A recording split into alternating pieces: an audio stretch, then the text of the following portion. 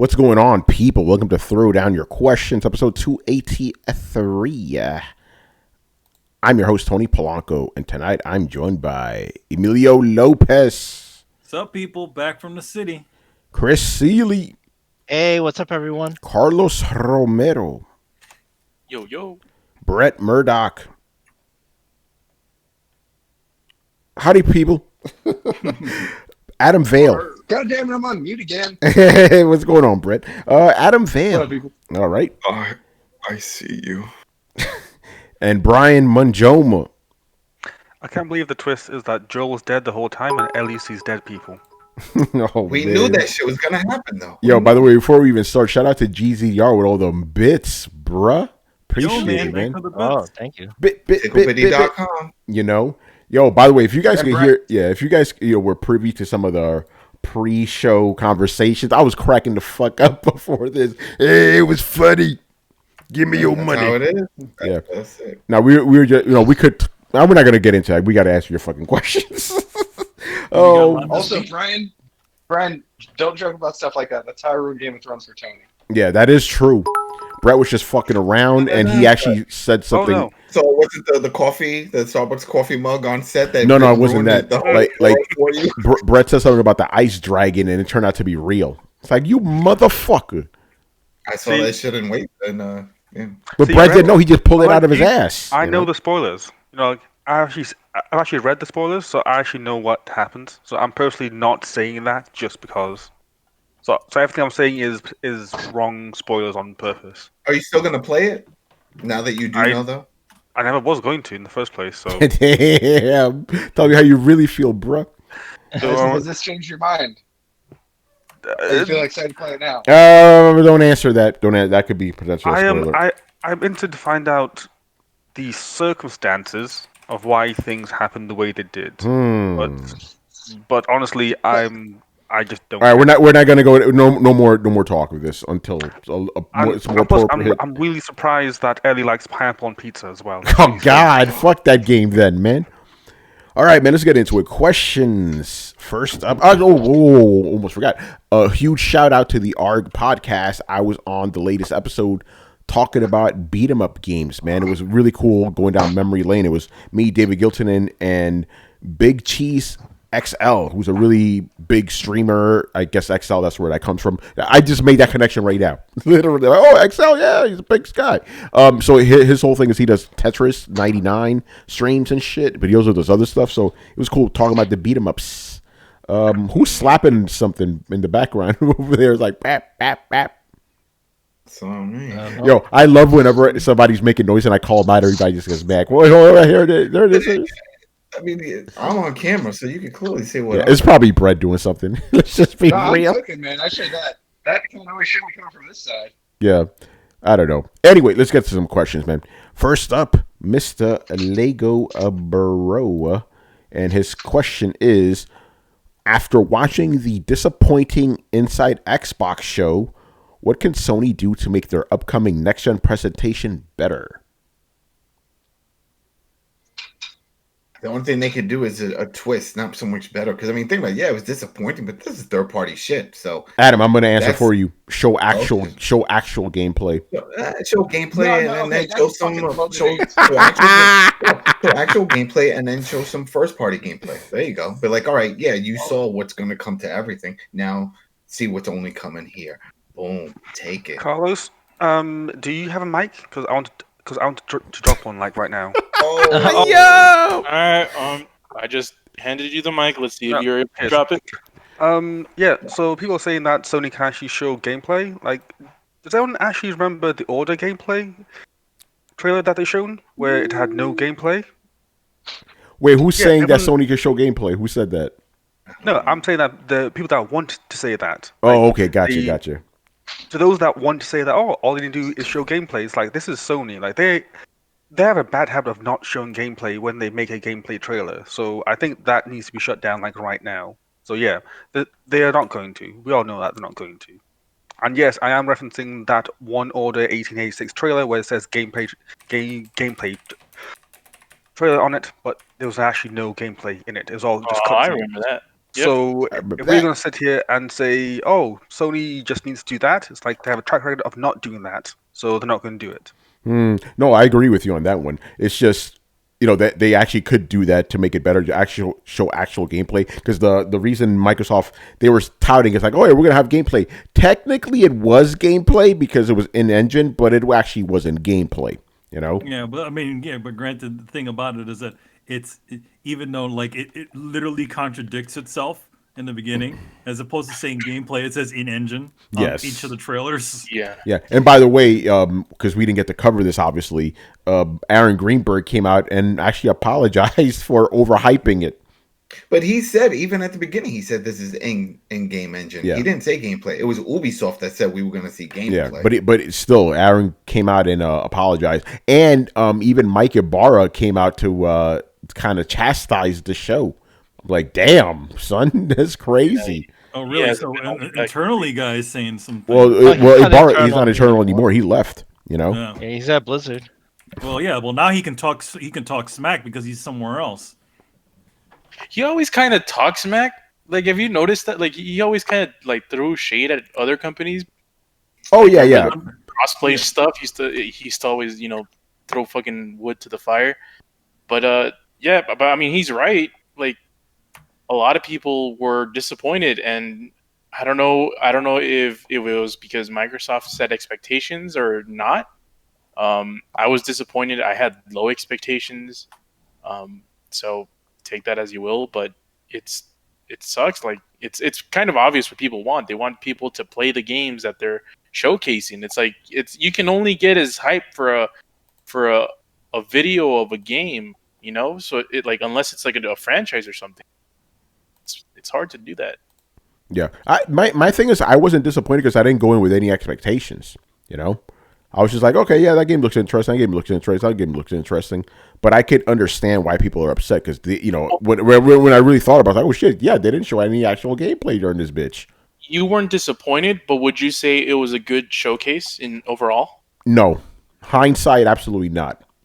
Yeah, I think it was good because I did see some reactions of what people wanted to see. They got to see it. They were actually people that are into the rally car guys really looked forward to that shit. And I was surprised. And I saw a lot more chatter about that shit than any of the others games. For Dirt, you're talking about? Yeah, for the Dirt shit. And That's it's a rally game. And people were like, yes, finally, this is going to be cool. Oh, look, it looks great. I'm like, oh, all right, whatever. So if you're into it, yeah, then this helps for you. You found you accidentally slipped into the 2-person Dirt community. Yeah, I was about to say, like, I didn't see anybody talk about Dirt. The game I saw a lot of people talking about was that Chinese game at the top. People were talking about that. I saw Yakuza game. I saw Yakuza chatter. A lot of people were looking. Yeah, Yakuza. Yeah, people were talking about that. And they were talking about the HR Giger game. Going, what the fuck is that shit? So, and the Medium got a lot of buzz too. I think it's hilarious about that HR Giger game because nobody remembers seeing it, even though they showed it multiple times on stage and stuff. Yeah, well, now they remember it. Bison, it was Tuesday. Yes, it's interesting. So yeah. By the way, the real thing is show actual games that are coming out even soon. All these games, not all of them, but like I think Dirt Rally and Madden are like the only games on there, and Assassin's Creed that are like confirmed. Everything else is like TBA. The worst. That Madden was the worst because they showed all this old, footage from the 8 and 16-bit era. I'm like, oh, maybe they're gonna bring a modified version of that back. That'll be crazy. No, they were like, oh, we're bringing some even better. Man, it's all about Tecmo Bowl anyway, man. Yeah, so I'm like, show something. They just said, oh yeah, it's gonna be better than all that. It better be because that shit. It's gonna be the same fucking shit. It's gonna be the same. It fucking is shit. exactly. Come on now. That's what I'm like. The same fucking shit. It's hilarious. Like it's like you release literally almost exactly the same game every year. Yeah. How better can it be? Unless they said they were running on a new engine, which they did not. So it's most like it's still. How much better? Fucking better. Fuck that shit. Go ahead. The next game is going to be running on the new engine. Yes. I have a question. Why is it? So I've been seeing a lot of June 4th. Has that been confirmed yet, or is it? Okay, because June 4th for what? For the PlayStation reveal or whatever. Oh. We'll see. Yeah, a lot because we've seen the first. It was one guy from Games Beat. He specifically said June 4th. Now Jason Schreier, I think he said it or whatever. I don't know. Didn't he say? I think he did. He did say it. Where's Jason Schreier now? He's out of Washington Post. No, not Washington Post. He's at Bloomberg. Bloomberg. Yeah. Oh, he went to Bloomberg. Yeah. This is a chief of staff, There's a joke in there that I'm not gonna make on air. That's it. Time to make that real money. Yeah. All right. Yeah. So I guess we got to have a presentation in order. Yeah, an actual presentation. Yeah. Who knows? Like, I don't know when they're gonna do it. But yeah, it's the thing. It's like if it's June 4th, or is the Rona shit gonna be like lessened or whatever? Or are people actually gonna be able to go on a fucking stage, or is it gonna be some Mark Cerny shit? Like some dude on a fake stage and like some MSK3T, whatever MST3K shit. There you go.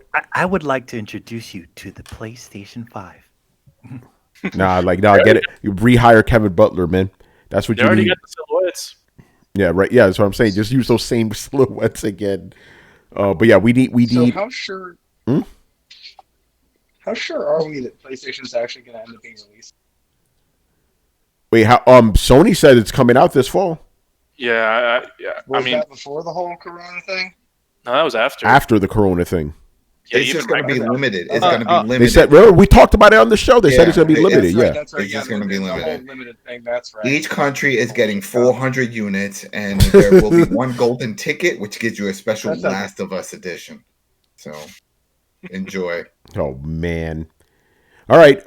Moving on to the next question here from Mr. Lego Bro is, can Xbox use xCloud to stream game demos during Summer Game Fest? That's a good question. Very good question. Could, but the problem is, it's not on iOS yet. It's just on Android devices. They're still having those issues. They're still butting heads with Apple over game purchasing and how much of a percentage they get. So I don't think they would try to do anything like that until they get it across both major platforms in the mobile space. That would kind of suck. It's like, hey, if you got an Android, you can get to play all these fucking great demos and stuff. iOS, sorry. They're not going to do that. All right, so I guess the answer is no then. I would see it on consoles, though. Remember, they did that on Xbox 360. That was one of the key things for E3. I think the first 2-3 years. Yeah, first 2-3 years. Because for a long time, well, Carlos and anybody who's really into that space knows, that was one of the requirements. If you were going to post your game on Microsoft site, you had to have a demo. That was it. Every game had to have a demo. Besides being in HD, just 720, the bare minimum, but it had to have a demo. So when they started announcing for E3 and all these game shows, whatever game that was going to be on a 360 and was going to be on the show floor playable had to have a playable demo also on the Xbox Live. That was fucking awesome. Bring that shit back. What happened to demos, man? What happened to demos? We heard a lot of bitching and excuses. They were like, oh, well, it takes time away from development. This and that. No, the truth is people played it, realized the game was whack, and canceled orders. And they're like, shit, we can't do that. We need them to, just like in the old days, look at the box, be like, wow, does it really play like that? I don't know. Take out your money in your pocket and find out.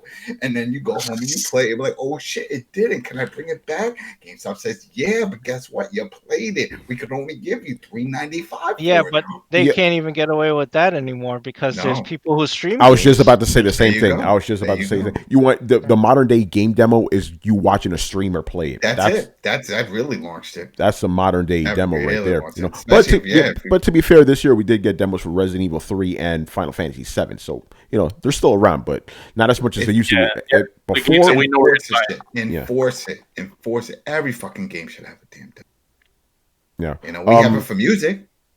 Yeah, but it's developers don't want to show their hand. I think that's what it is. We have it for books. Read a chapter. I'm like, oh, okay. Yeah, all right. I agree with you. I don't think they're going to do it. Would be nice though, but they ain't going to do it. All right, next up, Mr. Mob Hits. First question: what's the one game that revolutionized that particular generation for you guys? It could be that generation or individual console. So, what game revolutionized its respective generation? That's interesting. That's easy for all right, me. Go ahead. Somebody else. Oh, no, you go. Yeah, you're already talking. You're already Gears talking. Of War. I did it because I just went. All right, Gears of War. I knew man. you were gonna say that. That shit fucking changed my life. It was like as if somebody like a fucking dog seeing color. You know, it's like when that shit happened, I was like, what the fuck? Man, my hands started shaking and shit. I was like, what is happening? I was playing with my buddy, and he to the point that he called me on the cell phone. You believe this shit? Do you believe what we're playing? I'm like, no, I don't believe this. I can't believe how good this is. Just a co-op experience with the rolling run and all the craziness with the chainsaw and how it was fast paced, and it's just from chapter to chapter to chapter. It wasn't these long drawn out cut scenes and bullshit talk. It was just like open up a door, boom, another room, another room, another room. That's craziness. Now it's a horror game. Now it's survival. Now it was nuts. It was awesome. I'm talking about the first game. That changed everything. I was like, shit. I went up, I put the controller down, I wiped my lips, I kissed my fucking 360. I'm like, you're my best friend. You are my fucking best friend. And that was it. And that changed everything for me for that generation. Oh, man. All right. Manny. Game that defined a generation. Yeah, or revolutionized it. Go ahead, say Grand Theft Auto. It's not a personal thing, right? It's a more broader. Yeah, it's got to be something that whenever somebody thinks it could be about personal, it could be broad, whatever you want. Yeah. Well, the question's kind of personal, though, right? Yeah, that's what it is. Yeah, it says for you guys. Yo, open up. Stop holding back. Yeah, so it's got to be personal. Yeah, it's a safe space. So what? I mean, it's a hard one. It is a tough one. I don't even have an answer. I'm like, I don't know. You all have an answer. It's God of War for you guys. No, it's not. That's not. I didn't revolutionize. That didn't change for like PS2. That didn't change your life when you played that shit. No, I mean it was good, but I'm talking about because I'm thinking about it like as like a broader question, you know, and I'm trying to think. Yeah, I didn't. Yeah, I can't say that. Like, I mean, I feel like, you know, like there was so much that was coming out for it that was cool. Like it kind of like all not it didn't blend together, but it was like it was like just kept shooting. You know what I mean?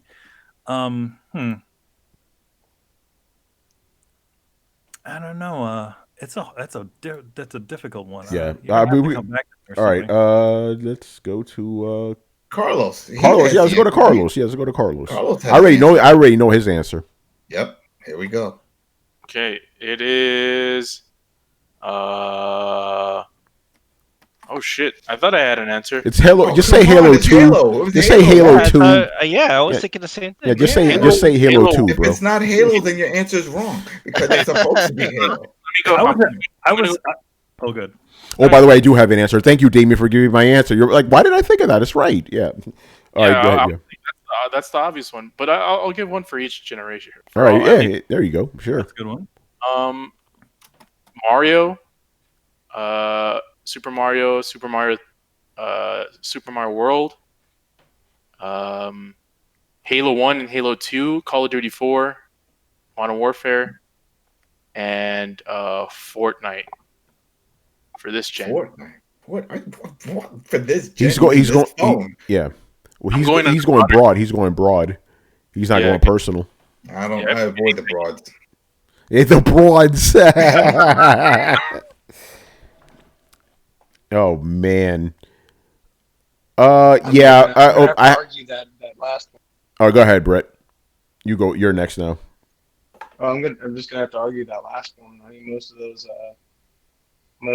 would agree with. But what is the most well-known game of our generation?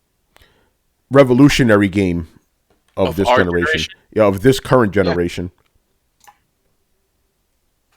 Okay, so let's define revolutionary in the sense of like it changed the way that all games work, because that hasn't happened in 3 generations.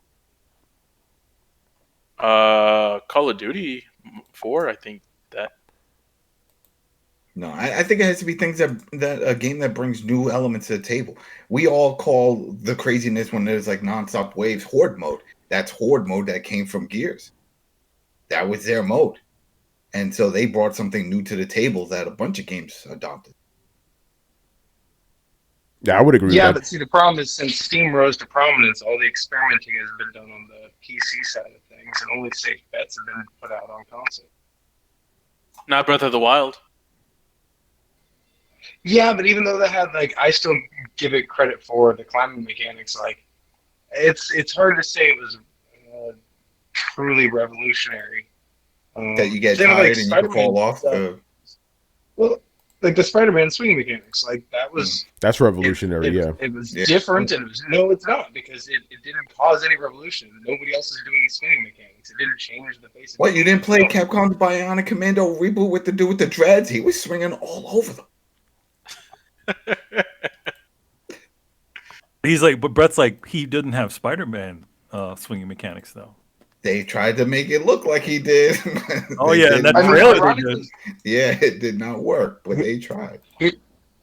Weirdly enough, one of the most revolutionary / innovative mechanics that I've seen was Anthem's flight mechanics, and they threw that shit in the last minute, and then just kind of leaned on it, and then released a broken game with it. It's a shame, but like my answer to most of these questions are getting like Anthem or Absolver with its fighting system, but they didn't become revolutionary. It didn't click. It didn't hook on. Honestly, nothing new has hooked for 10 years, maybe. When was the last time you guys played the battle royale? Like whoever started that trend, that did revolutionize. Brett's about to get on the soapbox. I knew it. Oh man. Yeah. Anyway, I'm gonna go next, and for me, I am making it personal.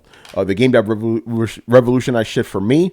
Metal Gear, Metal Gear Solid specifically, not Metal Gear from the 1987. Come on, that Nintendo shit. Was I never played it. Never played it. No, I never. A bunch of items. Yeah. Manny had to tell me the whole history because I didn't know Metal Gear existed. I was like, what the fuck? Because I was like, hey, you see this Metal Gear Solid shit? Like, yeah, it's an update of Metal Gear. I'm like, but Metal Gear on NES? I had no idea that shit existed.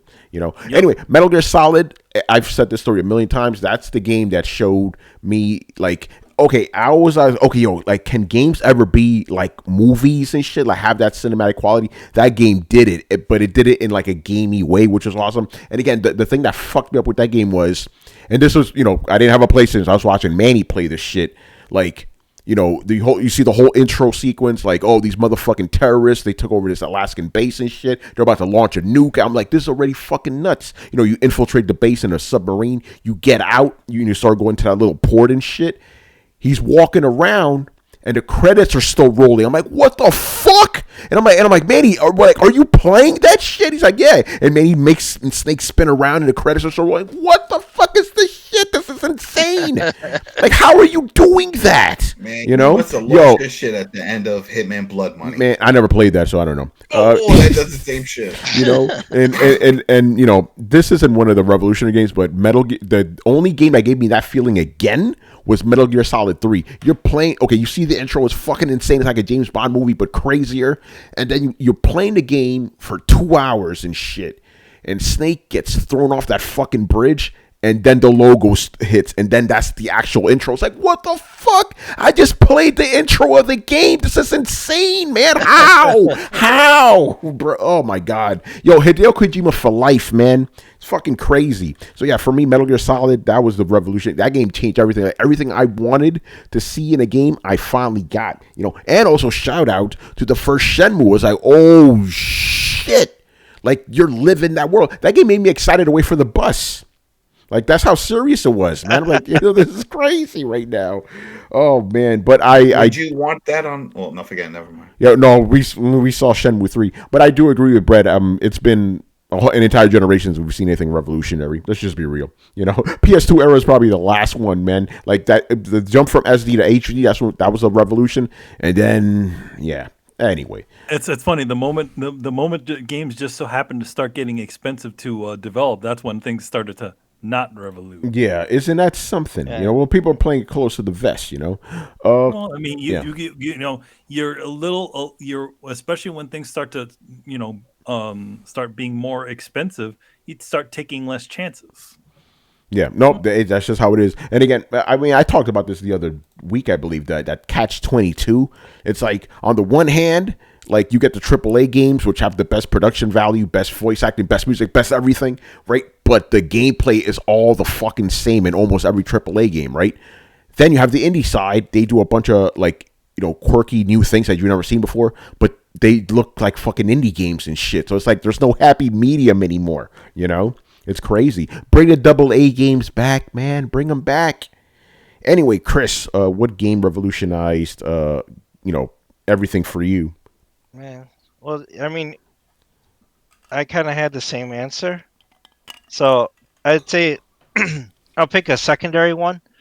That a game that revolutionized RPGs for me was Skies of Arcadia. When I saw Skies of Arcadia, everything changed for me. Like, I literally was a third of the way through Final Fantasy IX, and I couldn't go back to that game. I'm like, no. I saw Skies of Arcadia, all the shit it did. I'm like, no, I can't go back, man. This is how it should be. You're like, I'm in the future now. Can't go back. Yeah, it looked good, and it had all these mechanics I loved, the characters, everything. It was the full package. I was like, this is amazing. How am I gonna go back? Yeah, and I don't blame you, man. Like, Skies of... By the way, that's a great fucking game, man. Like, okay, that was the game... That was the first RPG I finished completely after I finally got into the genre, thanks to Final Fantasy VII. You could call that a revolutionary game, too. It's like, what the fuck is this shit? You know? That was nuts back then. But Skies of Arcadia was amazing. It's funny for me, Final Fantasy VII was like, okay, it's familiar and it has like these 3D graphics. It didn't I wouldn't say I found that game that revolutionary, but then again, I played previous ones. Yeah, that's why. Yeah, no, but for me, the graphics and all that shit was nuts. Yeah. And then there was the other hurdle. I played and beat Final Fantasy VIII. Oh, I hate that game. Oh, right? Man. So I gave Final Fantasy another chance. So 9 was the comeback, right? I'm like, all right, I'll play this. I'll give it another chance because 7 was good, right? They can't fuck it up again. I'm playing that, but then I got my Dreamcast, right? And I got Skies of Arcadia. Man, I was like, this is a thing of beauty. Yeah, it's like, it's over. It's the pure reason why I never actually touched Final Fantasy IX when it originally came out, because I already gotten a Dreamcast. I'm like, I ain't going back to this shit. You know? Oh, man. By the way, I found out today that they had released Street Fighter Alpha 3 for the Saturn. I'm like, if I would have known that back then, I would have been like, why? I have it on Dreamcast, bruh. You know? Anyway, Manny, do you have an answer now? I don't know. I mean, there's so many games that I could mention. All right, just pick one then. I mean, I want to say a weird one. I'll go with Ico. There you go. I mean, like, it wasn't the biggest dog on the PlayStation, but I really was one of those sorts of games that just sort of kind of took me on a journey that was just a little bit different than the norm that was out there. So that's why I find that game's pretty revolutionary, and at least revolutionary for me at the time, because I was caught by the most surprise by that game because I didn't know that much about it. Yeah, nice. There you go, man. All right, Brian. GTA 3. Like, that's another one. Else said that. Like, that was the game that said, hey, you can do 3D open world games, and they're good, and they're interesting, and they're actually full of life. Like, after I played that game, like, I just did not know what to think about games. It's like, wait, I can have a game where the world just exists and people do stuff? Like, really? How's that possible? Makes no sense. Yeah, man, yeah. GTA 3. I got to jump in real quick because that's another one of those fucking games, man. I was watching my friend Evil Chris, as we know him. He was playing it, and I didn't believe what the fuck I was seeing. I was like, wait, you're telling me you could go over there if you want? He's like, yeah, anywhere. It's like, anywhere. I'm like, oh, what about over there? Yeah, you can. What about over there? Yeah. What about over there? Tony, you could go anywhere. I'm like, whoa, hold on. So you could go anywhere. That's what you're telling me right now. Like, and you can hit that guy over the head with a bat. Like, yeah, why not? Go ahead, try it. I'm like, what the fuck is this shit? This is insane. How? GTA 3 was so good. Every game I played afterwards until Vice City was shit. I couldn't stomach it. I'm like, what is this? This isn't GTA. This isn't good. You know, Metal Gear Solid ain't good. Metal Gear Solid didn't come out at that point, though. You know. By the way, Metal Gear Solid 3 that knocked me out of GTA San Andreas. That was the game that did it because I was on San Andreas hard body, man. But Metal Gear got me out of it. GTA 3, and you know what game had the unfortunate task of being played after that? Fucking oh my god, I'm not forgetting the name of the game. Driver. Driver. that shit was it was the British GTA, right? Was that Driver? Well, no. You think No. Yeah, London. the getaway. Getaway. Oh, Getaway. yo. Yeah, Getaway. By the way, That was people. cool. By the way, right? For the past 25 years, I have not sold a video game, right? Except for 3 of them. I'm going to name them. I sold Killzone Shadowfall, Knack, and The Getaway. I was like, get that shit out of my house. I don't want it. You bought a physical copy of Knack? Yeah. Believe it or not, I did. Remember, I still have mine. Yeah, this is the beginning of this generation when I didn't realize that, hey, your entire game goes into the console. Why the fuck are you buying physical? I still didn't know that back then. But yeah, GTA 3 just had to jump on that, Brian. That game fucked me up, man. That was like, wow. To me, I was like, yo, this is like Shenmue, but bigger. Like, this is insane right now. Oh, by the way, quick side note, I lament the fact that we're really not going to get moments like that anymore, man, in games. Like, this generation, I didn't really feel that. There was good moments, don't get me wrong, but there was nothing like, oh, shit, this is crazy. Nothing like that. I got one. Go ahead. Good. Yeah. I don't know if it's to the GTA level, but it's pretty good. The Monster Hunter. Monster Hunter was dope, but it didn't really, like, revolutionize anything. It was like, oh, it's a new take on an RPG. That's how I saw it. But it was fucking amazing. That game was great. But I wouldn't say it's revolutionary, At least for me, I didn't be like, oh, what the fuck? It wasn't like that. All right. Brett, did you give an answer? Yeah, he said I did, but I think mine would be Bloodborne. Bloodborne, eh? I mean, okay. That's interesting because you had already played Dark Souls games. Yeah, it wasn't new, but it took until this generation to really hook and be revolutionary. So by the criteria, that would probably be my best answer. All right, cool. Fair enough. All right, let's move on to the next question. This one's going to be like a 3-second fucking answer. All right, who put the fighting game genre on the map? Capcom or SNK? Capcom. Easily Capcom. That's not even the fucking debate. That's not a debate. Yo, back in the arcades, you couldn't get near Street Fighter. You put your quarter on the thing and you wait like 30 minutes to get a match. You could walk up to SNK machine anytime. Nobody was playing. Yeah, but I'm not even talking about like that. Think about it, right? The fighting game genre that we know as it exists today started with Street Fighter 2. And as a matter of fact, Fatal Fury, who was the developers in that game? They were ex-Capcom guys that were working on Street Fighter, So I'm not even saying, like, this isn't an opinion. This is just a fact, Yeah. Now, obviously, the other, which maybe he's asking, like, who makes better games? That's up for debate, but who started it? That's not up for debate. It was Capcom. It's Capcom. Yeah. After Street Fighter, there was a world before Street Fighter 2 and the world after Street Fighter 2, That's pretty much that. X-Men Marvel games and all that. Everything, man. Just give me a sec to set up the next Chiron here. And we'll go on to the next question. All right. From Black Metal Gamer. Both these questions are kind of the same, but different. But we'll go for the first one first. All right. What was the first game to blow you away graphically? First ever. That you were like, what the fuck? This is a tough one. It's weird because it kind of changes each generation. Yeah, the one that comes to mind, but it wasn't. But I'm talking about can you think about the very first one, very first game you saw? You're like, what in the fuck is that? But Manny, I know what you're saying. They change within the generation too. But it's got to be the first one that did it to you. Grand Theft Auto 4 for me. Really? So no games before that blew you away graphically? Nothing. It was a little bit, but nothing like that. I was really blown away because, it's from New York. And the fact that we can walk down those streets and then in the game walk down the same fucking streets and see those streets. I'm like, oh, shit. They really did. I spent more time driving around as a cab driver in that game, I think, than anything else. Just picking up people and driving around and seeing, yep, that's there. Oh, shit, let's go to Coney Island. Here we go. Go on to Brooklyn. I'm like, this is fucking nuts. Adam. Oh, shit. I gotta ask this, man. You sure? Were you ever a cab driver in your life? No. Oh, damn it. The one job Adam didn't do, man.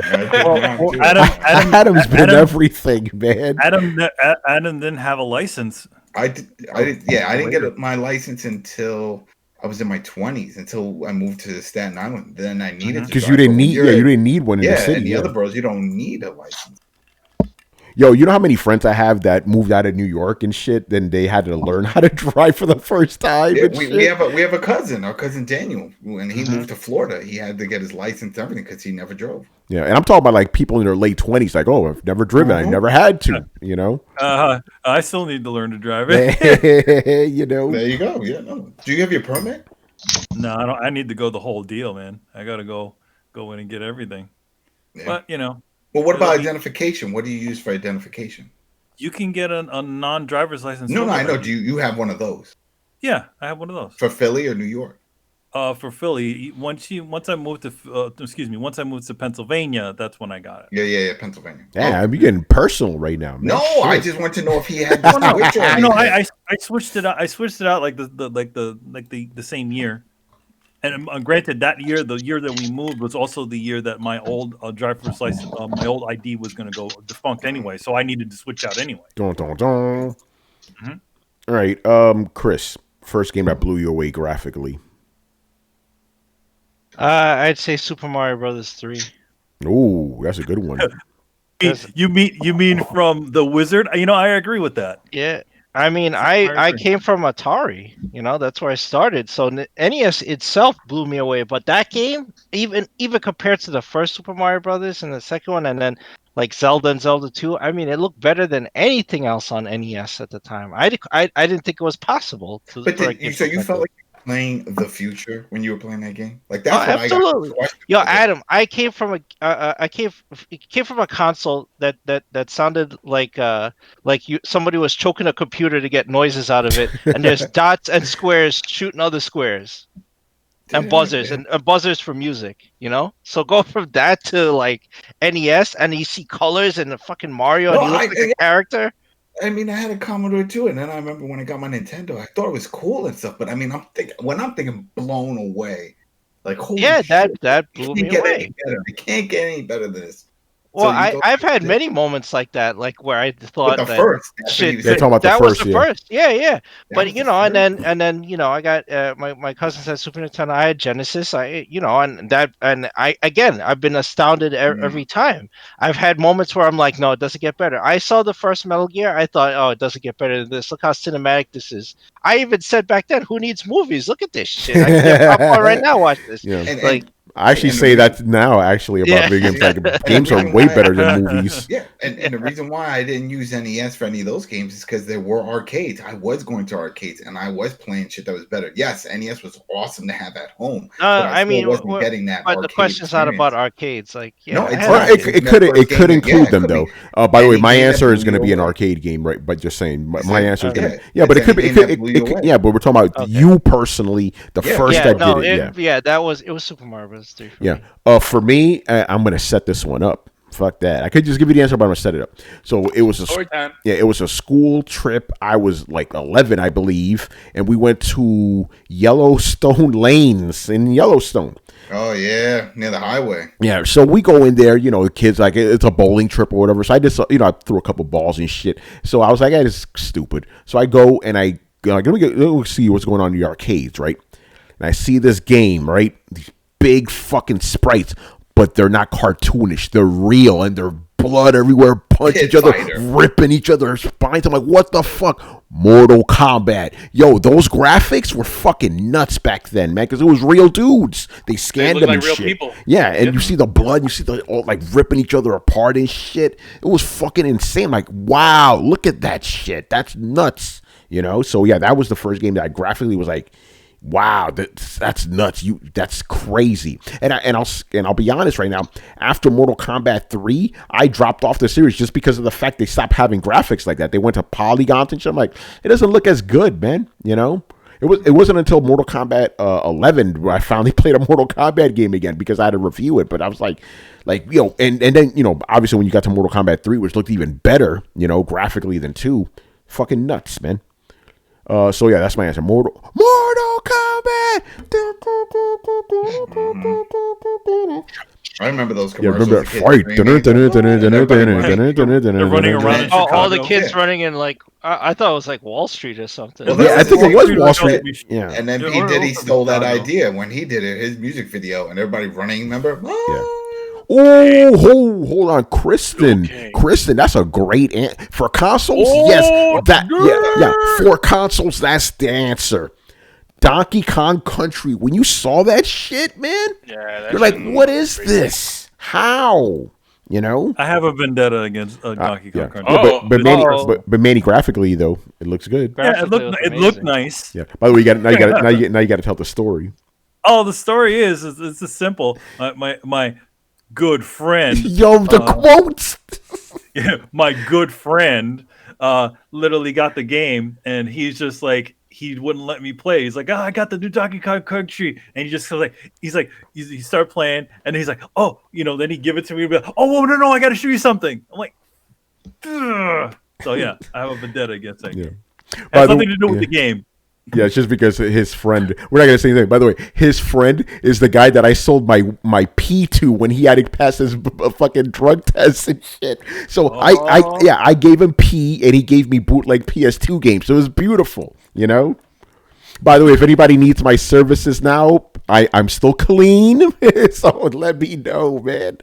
I guess you're not scrounging for money now, are you? No, I'm good. By the way, like I said, man, because I've been locked up at home basically, or in my neighborhood. I don't go to the city. I'm like, damn, I got a lot of money in my fucking bank account now. Yeah, like, where's all this money coming from? Shit, it's crazy. You don't think about how many things when you start buying Nah, food and I'm pay for transportation. Adam. I'm and all frugal. that. I you know what I'm saying. I don't splurge money like that. But I'm like, shit. All those fucking Metro cards and sandwiches and shit. All that adds up. Drinks, obviously. It does. Yo, man, you bring your sandwich in. Yeah, that's right. Yeah, I'll bring my sandwich to Arby's and shit. You just eat it there, Oh God. So yeah, what the fuck we were talking about? Graphically, games that blew you away. Carlos. Chris took my answer. It was Oh, Mario 3. all right. Yeah. Right. That's what Mario 3 was pretty legit looking too, man. I think one thing about that is just all the hype that kind of went with that game. Especially because even though they had that movie The Wizard that came out and they show you a couple of seconds of Super Mario 3 in a fucking metal room or something like that, and then actually getting to, at least for me and Adam, actually getting to play it at the Nintendo championships. Remember, Adam? Adam's What? busy. Adam doesn't know what they're talking. I don't even. I heard him saying something. I was like, "What?" No, Yeah, the Matt Nintendo was reading his emails. Well, the Nintendo Championship was the first time that Super Mario 3 had even been playable to the public. Yes, that was huge. That was at the Jacob Javits. Yeah, it was the I Javits remember Center. that. Yep. Trying to win a Game Boy. Remember, I got on stage. That was for the fucking Game Boy. Oh man. So yeah, it was for me, it's the same as Chris. All right, Brian. See, I've been thinking about this, and I'm finding it kind of difficult to remember which one that was. It was Grand Theft Auto 4. No, it was not actually. Come on now, cut the bullshit. Everybody know. People faking the funk. For me, I think it was the OG Spider-Man on PS1. Oh wow. Yeah, because I'm trying to think, when I first seen that game, I was like, wait, this looks just like the cartoon. I'm like, how's that possible? Makes no sense. This is not real. Am I dreaming? Am I not dreaming? What's going on here? So I played the crap out of that game. It was amazing. Yeah, I just imagine Brian now, going. but it was amazing. Yeah, I just imagine Brian going, "Is this real life?" Like that fucking kid. Oh man. All right, Brett. I'm gonna go with Command and Conquer. Oh, The first time that Jane, the first time graph. Jane popped up, Yeah. dude, it was like straight up video, which I did not think was possible. You gotta realize that came out around the same time as Super Nintendo. Yes. So it's early Super Nintendo graphics, and all of a sudden, boom, Command and Conquer. Video, huge map, ability to jump around. Like, I have 200 people on fucking screen and just swarm a base. Like, what the fuck is going on right now? It's so far beyond the limitations of what I knew as a console. It just blew my mind, man. Nice. All right, and the yeah. Hey Adam, would you say that the Sherlock Holmes kind of made you do that for the That for Sherlock Sega Holmes, CD? that It's shit like, was oh fun. shit, You they're know, talking in the video. It wasn't even. Or Hey, Sewer they Shark? talk. They talking. Sewer Shark was They whack, but talking. it wasn't so much that they were talking. It was that you would pick up certain items, and then a video would pop up, and it would either show the weapon or you didn't have the weapon. It was either video, but they had video for all of it. I just keep thinking of what was it, the same asylum, right? We had to interview a woman. It's like, do you want to go? Yes or no? Are you ready? Say yes or no. And I remember we said yes, and we didn't have a weapon. And the person, when we opened up the gate, attacked us and killed Sherlock Holmes. So then we had to play.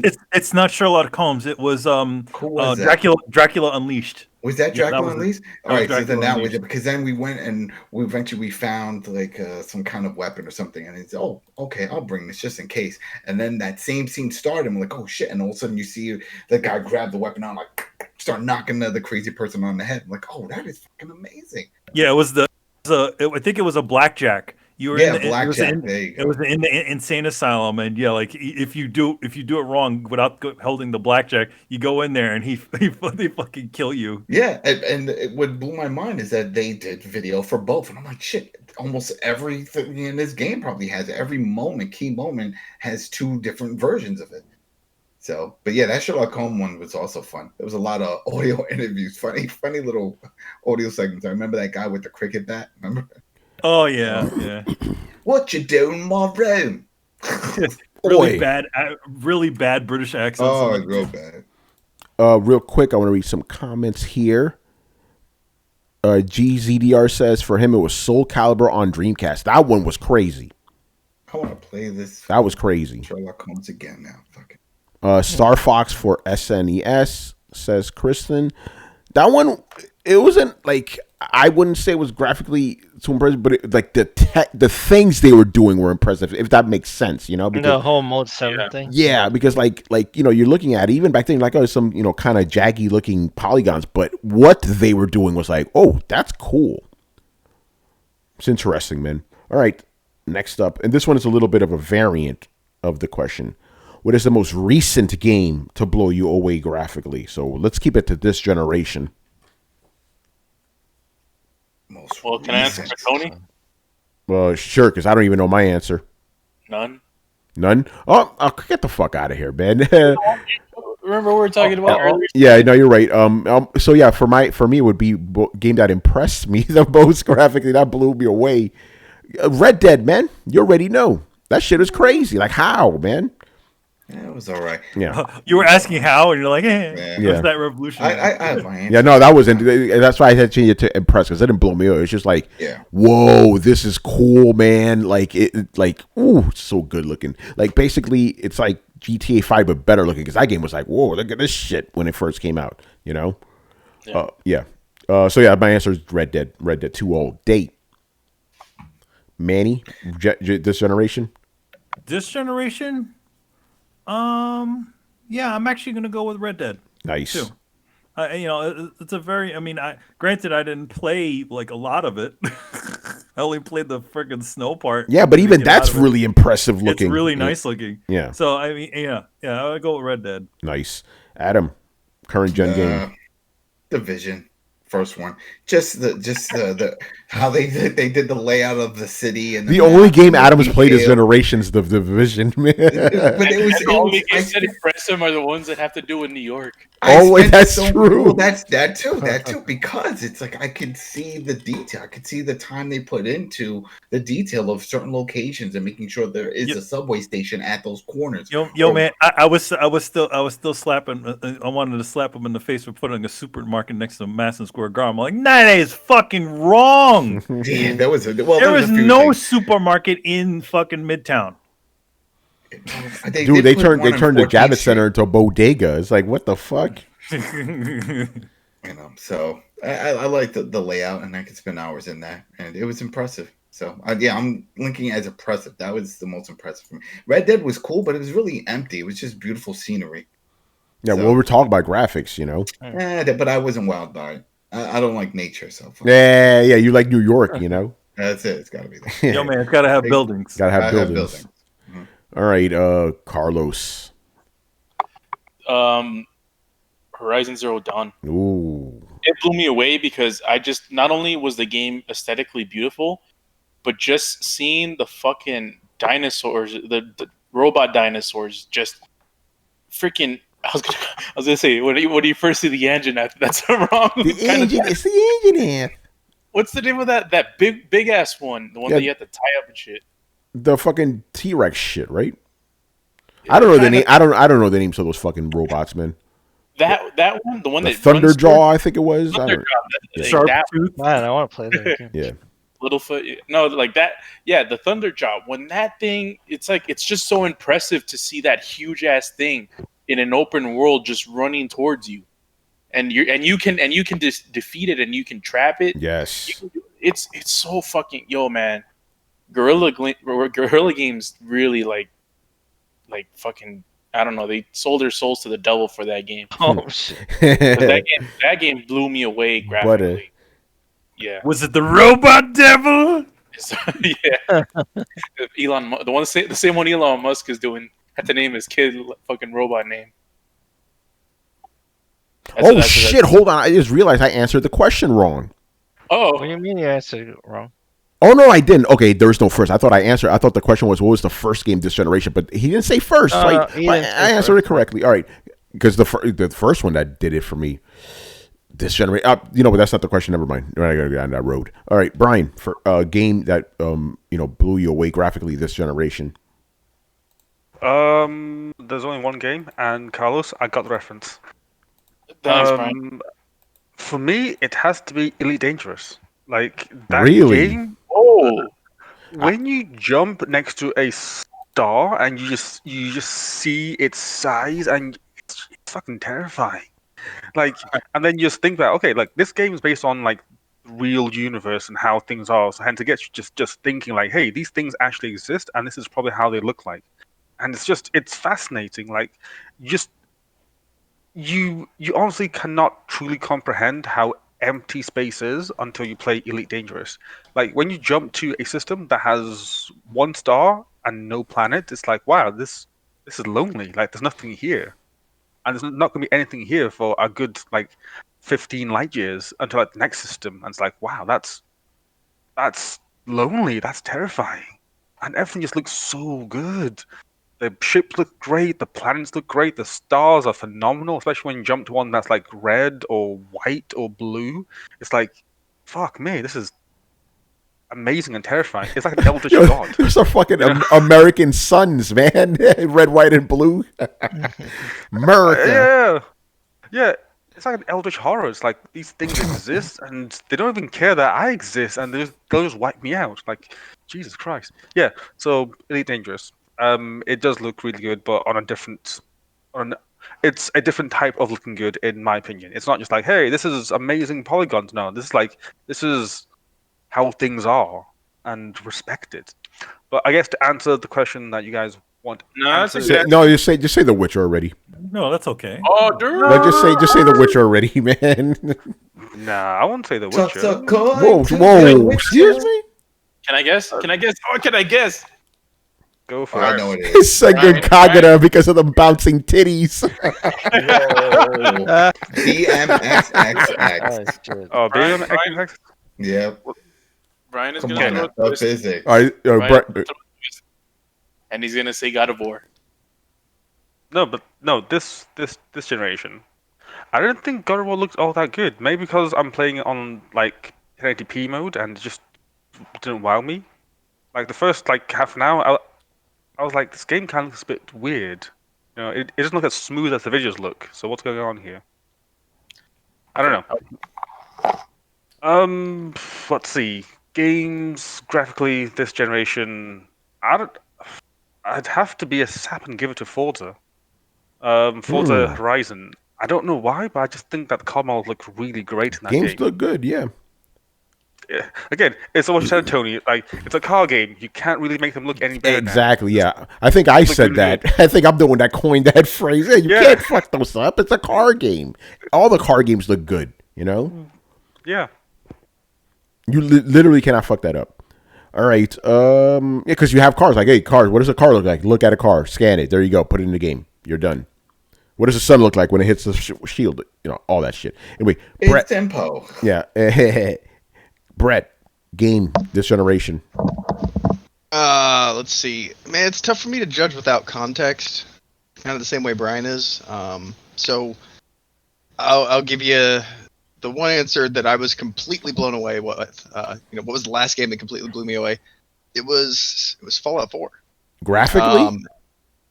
Well, yeah, and you have to take it into context. Take it in context of that. There's no background.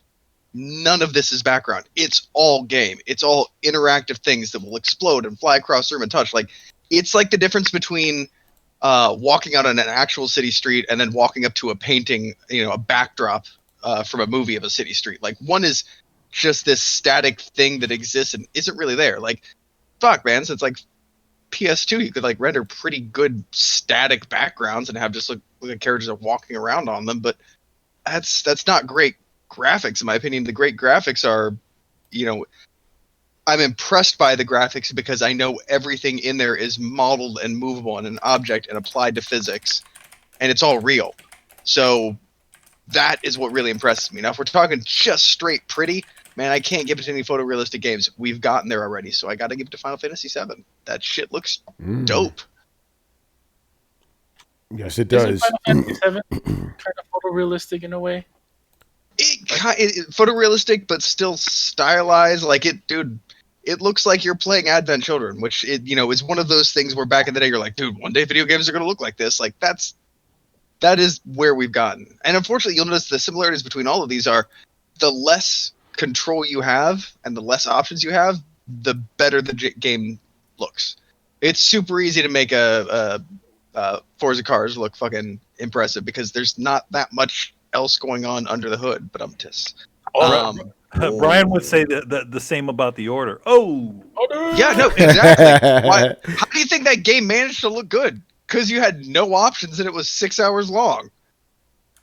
Kind of like it's a weird, like, for some reason when Brett mentioned that, I thought about the fighting scene in Uncharted 4 where like everything, like the HUD just, like you remove the HUD and it's just Drake and that guy fighting fisticuffs. It's like, oh yeah, that's right. Yeah. I hated that part of the game, by the way. Yeah, that was annoying. Yeah, that part was annoying, but it did look good. Yeah. By the way, Uncharted, what's up with those scenes, man? Golden Abyss had shit like that. That was the final boss, and it was all touchscreen shit. They introduced like the touchscreen shit throughout the whole game is just like little silly things. Like, hey, look, cut these branches using wipe a book, shit like that. Yeah, wipe a book. And then now it's like, have a full-on fist fight with this guy. No. Remember at the end of 4, you had the sword fight, and it was that type of deal too. It's like QTEs. Well, that's what Carlos was talking about. Yeah, that's what he was talking about. Yeah, that was stupid. All right, Chris.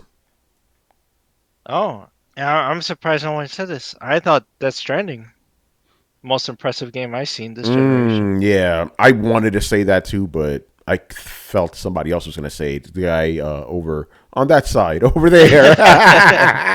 It's funny. Like, at least for me on Death Stranding, I think it looks good, but at the same time, I don't know. I feel like Horizon Zero Dawn looks better than it. Interesting. Oh. Still the same Decima engine. Still the same engine, but just I don't know.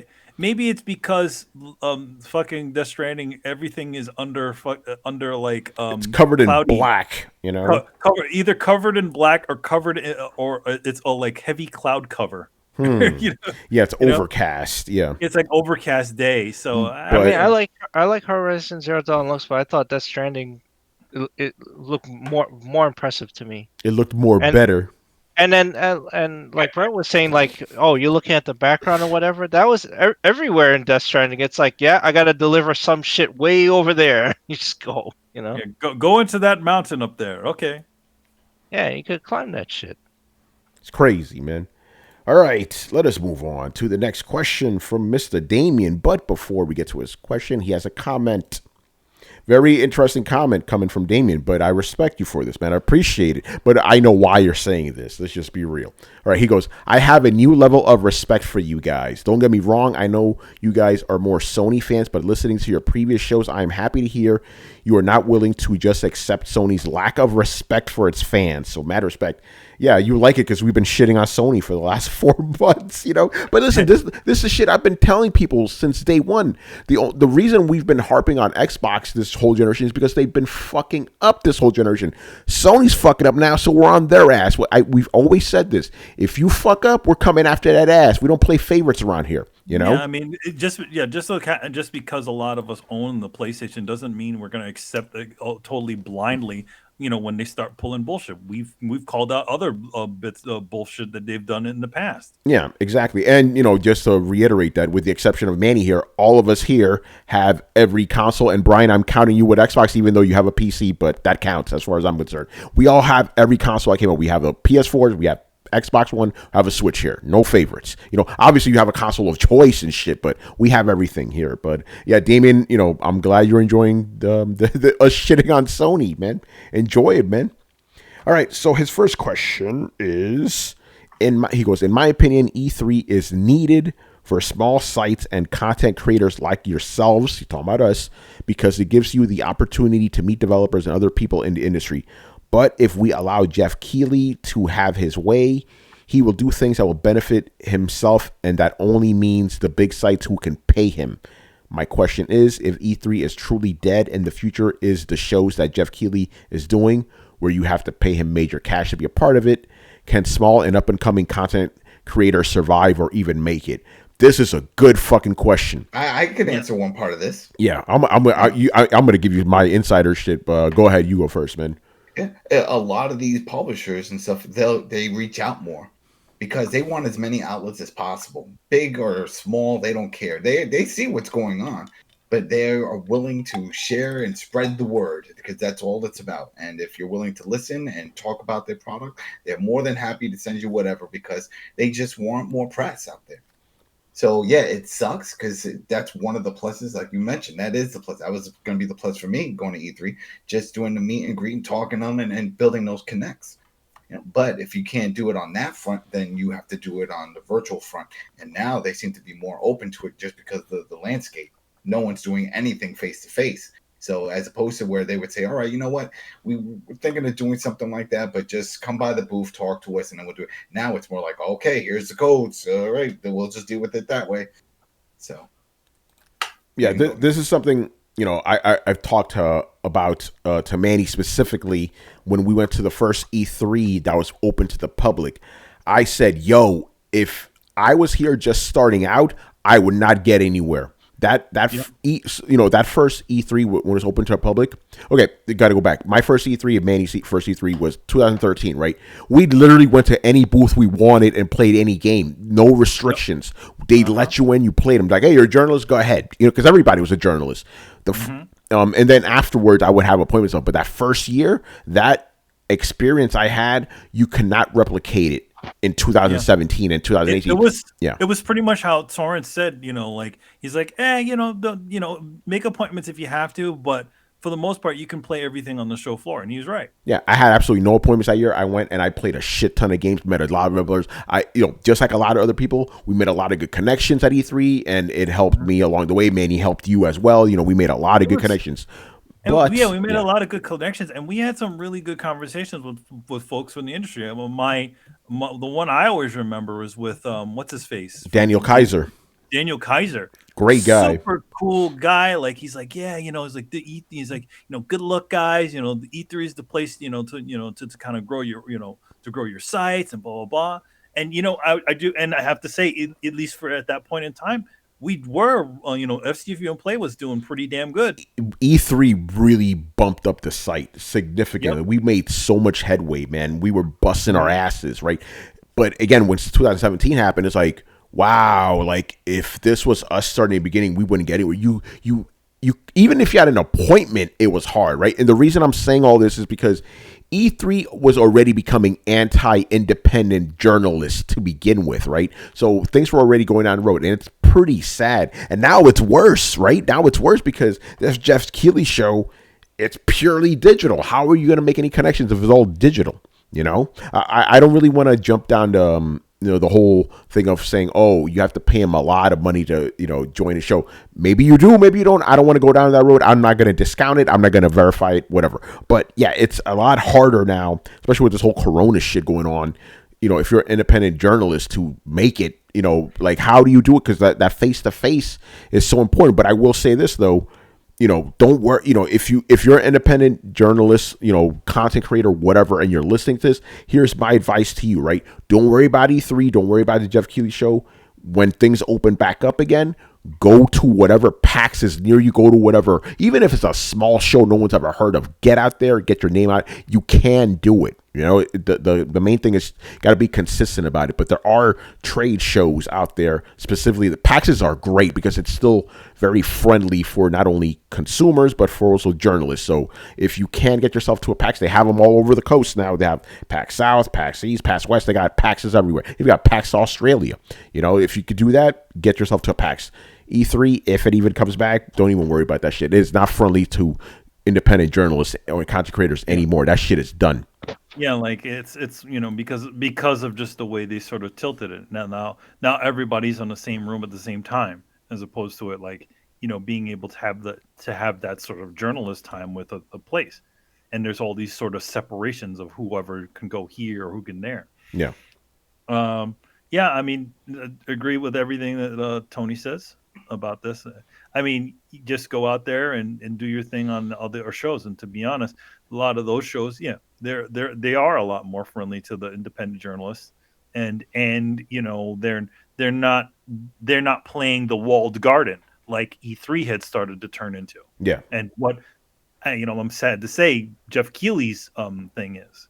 And the reason why is I call it the walled garden is because it's who can get in, right? Nobody can get in. Nobody can get in now.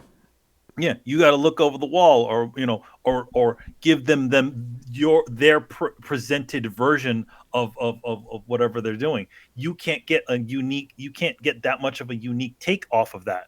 So 10 journalists and or whatever going out to see a game are going to essentially go to a different, be attracted to different things, and you're going to get the same different versions. What are you going to get with this? You're going to get like, oh, hey, look, they jumped into a thing and they were happy, and then the rain came down. It's like, it's not really that different. Yeah. And I feel like you don't get now all it just becomes is people reporting on somebody else's content, as opposed to creating your own unique content. Yeah, that's the problem. Damien is in the chat right now. He says, I think the ESA needs a new vision for what E3 should be. We've been saying that for years, man. Ever since this whole overhaul, we're like, these people don't know what the hell they're doing. They need to really, seriously, I'm just going to say they need to just rip off whatever Gamescom is doing in Germany. They got that shit right. They're doing it right over there. It's like you have your journalist days, you have your fan days, and there's some overlap sometimes, but for the most part, they're separate. That's how you do it. Because then, the fans get to enjoy their show and shit, and then journalists get their job done. Everybody wins, Gamescom and Tokyo Game Show do it. Apparently figured this out. How to be able to have a show that is, not only, cool with journalists, but also that works out for fans. Just to be honest, it's like, that's also what, that the fan part of it, having fans involved, that's where the companies can kind of make their money, right? If they start opening up merch booths at their thing, make back a little bit of that money that they spent to put it on the show floor. Yeah, exactly. Nobody's saying that shouldn't happen, but that I think there should definitely be that sort of separation. Give the sort of journalists and the independent guys and the YouTube influencers, give them their time to kind of walk around the show and play the games that they want to play and talk to the people, without having to wait on a fucking line that's like 30 minutes. Yeah. Damien says, if not for E3, people like Hip Hop Gamer wouldn't get any attention because he doesn't have the right look. I'm going to tell you right now, guys like Hip Hop Gamer in the current state of E3 would not be able to make it. It's impossible. It's impossible. If you're an independent guy, think about it like this, right? But he has the radio station. I'm talking about if he was brand new to the scene. right? That's what I'm saying. If he was new to the scene, it would be impossible. Hip Hop Gamer predates any of the Hot 97 stuff. Yeah, he does. Hot 97's not.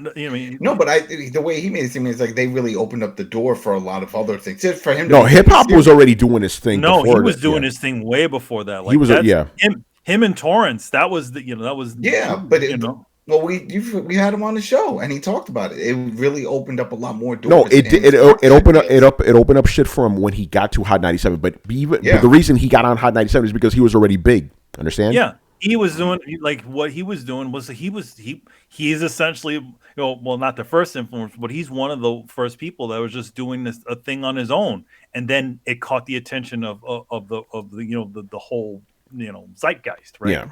Exactly. Yeah. He was just rapping about games. The dude was everywhere. He showed up everywhere with a belt. He stood out. Yeah, exactly. Well, no, the belt is also later too. But the thing is, like, the point is, like, even if a person like Hip Hop Gamer, right, or any influencer is trying to start out now in 2020, and don't even consider the whole Rona shit. Just like, let's just say this was a normal year, it would be very difficult.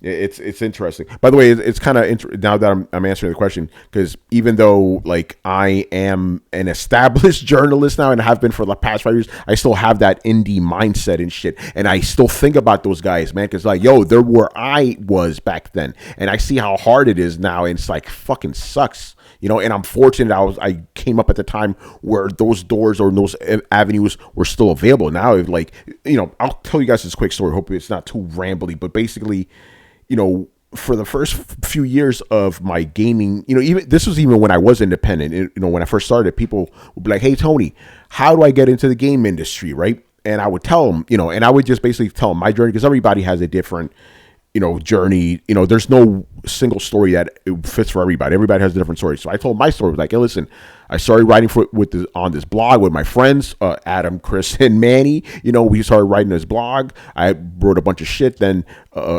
Torrance, who was on the bitbag.com, he was starting a new site. I showed him my shit. I got on the independent site, did my thing there for a while in the independent sites, STFU and Play, Dual Shockers, Coalition, and then eventually I became an actual professional journalist. So I'm like, so basically I just broke it down like, all right, find a site that, I said, start a blog, write some good stuff, practice, find a website that's independent but established. You get yourself to E3, then keep doing your thing, and eventually, hopefully, you'll get hired. That's what I used to tell people. You know what I tell people now? Hey, how do I get into the games industry? I say, make a Twitch account and pray to whatever God you believe in. That's it, because the old ways, that shit ain't getting you nowhere. I've always said, and I'm saying this about my profession, we're a dying profession. Games journalism, as it is right now, this shit is dying. No one reads anymore. People just want to watch videos. That's just how it is. I'm not bitter about it. I'm accepting it. A lot of other gaming journalists do not accept that. That's why they're always harping on the fucking influencers. But yeah, it is difficult, and E3 is not making it easy, man. So like I said, get yourself to a PAX and do your thing and be different, but don't be stupid about it either. Don't have some fucking gimmick. But maybe that'll work for you. But in general, don't do that. Like, for example, I was gonna say, I could have had a fucking gimmick. I could have been the crippled gamer or something. But no one's gonna respect that shit. You got to be yourself. And then, or don't have a shtick that's so bad, that's so fucking obnoxious that you get tossed off of E3, which some have. Yeah. By the way, a quick question. This aside, I was talking to Torrance about this. He knew who I was talking about, but he didn't know the guy's name.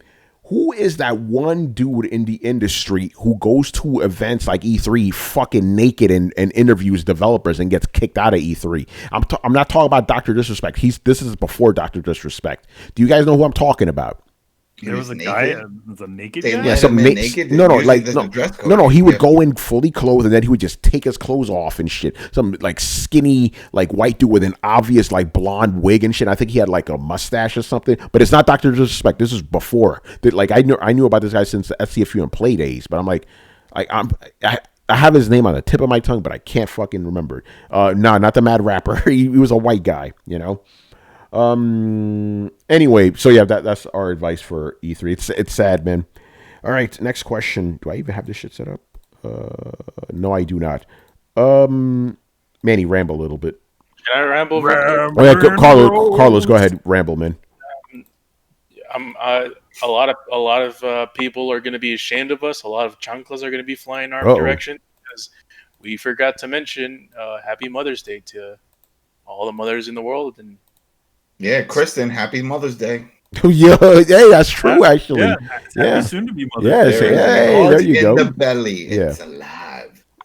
Yeah, some white boy Damien, man. Some white boy. Talking about that. Yeah, I know. You know who I'm talking about, man. Yeah, I don't think I ever heard his name. No, he has a name. It's like I think it's two names. You know. Oh God. Like a first name and a last name, but it's all fake. It's the guy's putting on an act. You know. Let me look it up. I'll find it. Yeah, good luck with that because I tried, and everything that popped up was Dr. Disrespect because he was doing some bullshit. You know. Yeah, but he wasn't doing that. No, he wasn't doing that. I was surprised it wasn't the naked cowboy showing up. I'm the naked cowboy. And he's not even naked, No, he's wearing like white something. shorts. Well, he had his boots. I remember I saw him a bunch of times up close. I'm just staring at him like, aren't you cold? It's like he had his boots, he had his Speedos and a cowboy hat and his guitar. Yeah. Oh, Kristen, you already know. That's awesome. But yeah, the reason I had this guy in my head is because I was looking at Dr. Disrespect because he got in trouble for some fucking bullshit. He filmed in the bathroom at E3. No, but I'm talking about recently. He got in trouble recently for some again? Shit. Yeah. I think he said the N-word. Who the fuck knows? But basically, when I saw that news, I was just like, hey, who was that guy who was like Dr. Disrespect, but before all this influencer shit happened? But I can't remember his fucking name. And the point is like, yo, what is this dude doing? Is he still doing this crazy shit? I don't know. Anyway, next question from Mr. Damien. Oh boy. Oh, Brett, man, get ready. All right. What do you guys think about Sony disabling the comments and likes and dislikes on the Last of Us 2 trailer? I was speaking to some Sony fans about it, and they think Sony did the right thing by not. Oh damn! I didn't edit that. They did the right thing. Yeah, they did the right thing by not having there because they didn't want negative feedback. My take is, if you don't want the negative feedback, then they should not have put out the trailer. All right, I'm gonna go. Actually, no, Brett, you go first. I know you're gonna give us some fucking gold right now. Anybody who says that is a fucking pony, and if they don't admit it, they're a liar too. Oh man. Oh, Brett's not gonna like my answer. But I have a reason, Brett. Don't kill me. Okay, are you gonna be a hypocrite? Let's hear. Okay. Typically, I'd be like, no, do not shut down those motherfucking comments. What the hell are you doing? That's what I would say 99% of the time. But here's the thing with this one. I'm not saying they should have done it, but I understand why. Because, Brett, you know what's going to be in there, right? A shit ton of spoilers. Oh, no, you mean because they're like petty pieces of shit? No, listen, you don't understand what I just said. You don't think there's going to be a bunch of spoilers in those comment sections? No, and I don't think that's there might be, but that's not the fucking reason they shut that shit down. They went around shutting down independent like just bloggers channels for just simply mentioning them. Oh yeah, that's a whole other thing. I definitely don't. No, that's not a whole other thing. It's the same fucking. No. Listen, no. Brett, no. You're conflating two things. Disabling comments on your own video is very different than going after other people's shit. That's very, very different. And this is the last point I wanted to make. Right. While again, maybe trying to give a little bit of benefit of that. Maybe they didn't want people to be spoiled, but they could have also offset that. Because the thing is, when you upload a video, you could actually write a comment, right, and have it seen by everybody. You could also say, yo, there's going to be spoilers, beware, right? So while I understand why they would do that to avoid spoilers, I would still say it's still a bad look, and you should have a warning on it. Like, yo, there's going to be spoilers in this shit. Be careful, Well, I mean, that's kind of like they shouldn't have to put a warning on the comment section. It's a fucking comment section. It's going to be full of idiots, toxic people, and spoilers. Why would you go there? Maybe they want to protect it. I'm just listen. I'm trying to understand where they're coming from. Well, that's what I'm saying. I can tell you exactly where they're coming from because it's betrayed by their other behavior. They don't want people talking shit, and they're doing the exact same thing they constantly bitch about when other people do this. They're trying to keep people from understanding that something is weird here, and other people think that it's a dumpster fire in an effort to control the narrative and sell their game better. They're doing it. They're not doing it for any more altruistic cause than any other company who's ever done this before. And I've always said this is bullshit before, and I'm sticking my guns on this one. Yeah. By the way, and Damon, I'm glad you say that. He goes, Tony, they could monitor the comments, but why disable the likes and dislikes? There is no justification for that shit. Again, I could understand closing out the comments because you don't want people spoiling the game. I get that. There is absolutely no justification right there for that. Get ratioed to shit. It did get ratioed. Remember, before they disabled that shit was ratioed like a motherfucker. They saw it. They saw it dropping. The dislikes were tremendous, so they turned it off. But that's the cowardly thing to do. Yeah, I agree. I could maybe forgive the comments, like you said, because it's like, okay, we don't want spoilers, whatever. We don't want to moderate it. You disable the like-dislike ratio thing, nah, son. You're hiding. Hiding. Yeah. That shit I cannot justify. And the thing, I'm not even justifying the comment saying. I'm just saying I understand why they would do that. I cannot understand why they would. Actually, no, I do understand why they would disable the likes and dislikes because they don't want people to dislike the shit to hell, which they were before they knocked that down. That's bullshit. Like all this shit is bullshit. Completely. So, you know. So this is off of that new Matt trailer? Yes. Yes. Oh, okay. If you go there, there's no way to comment and there's no way to like or dislike it. It's just there. It's a bad look. It's a bad look. You know? It just looks but it doesn't. It definitely looks like they're, like what Brett said. It's like they're trying to control the narrative of what's going on. It's kind of like when movie studios do it when people start, essentially, downvoting their content. Yeah. Sketch says it's bad on both sides. He says the people in there, putting spoilers and Sony not allowing them to put spoilers. Well, people are angry at the. To be honest, at the spoilers. They're angry. To be honest, also the other thing about it is that you can also upload a video where you don't have any of that stuff showing.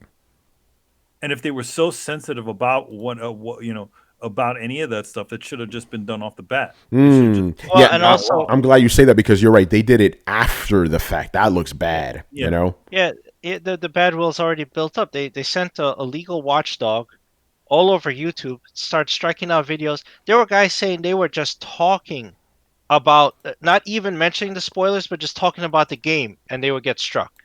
Right? That's not a good look. See, that's going to come back to bite Sony in the ass, because when this game comes out, guess what?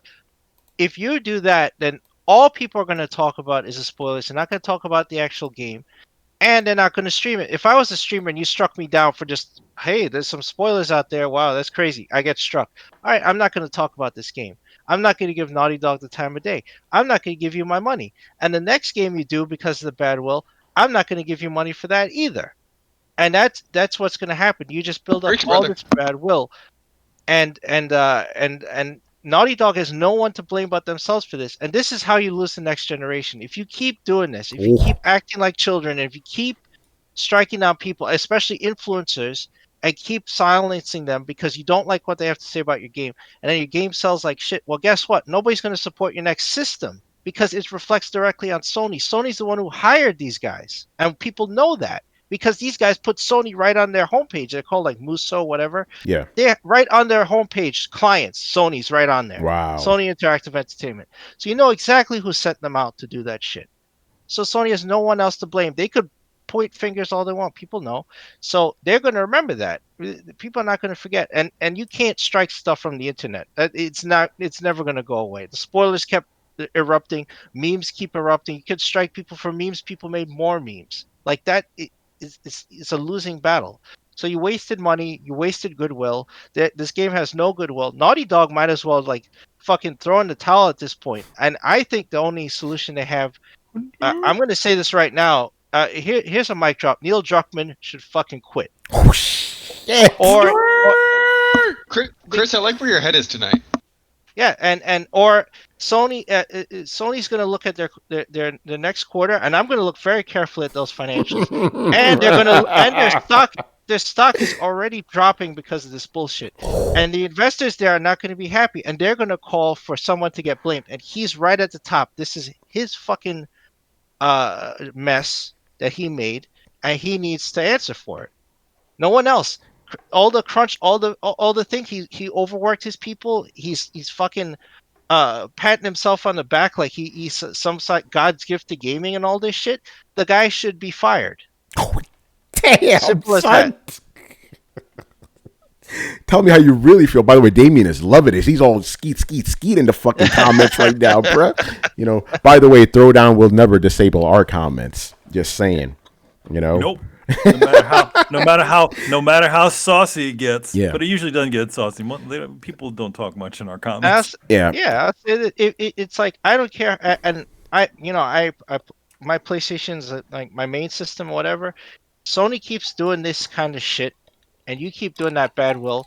My next system will be an Xbox, and I will just play on Brad, what's up?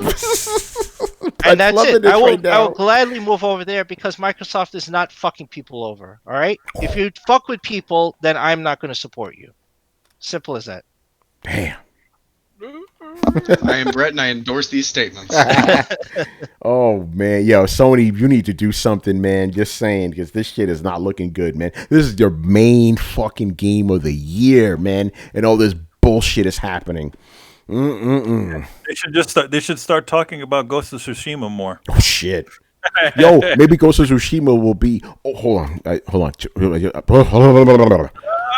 I just fucked myself up right now, man. You did it though. You did it.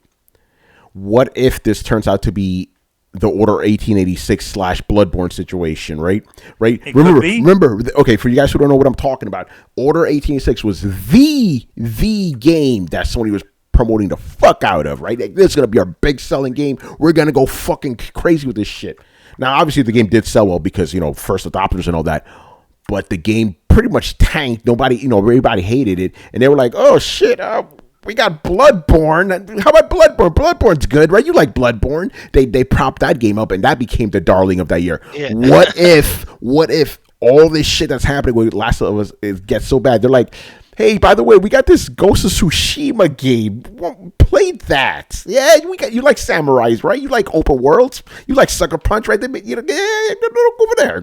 there. That'd be hilarious if they do that shit.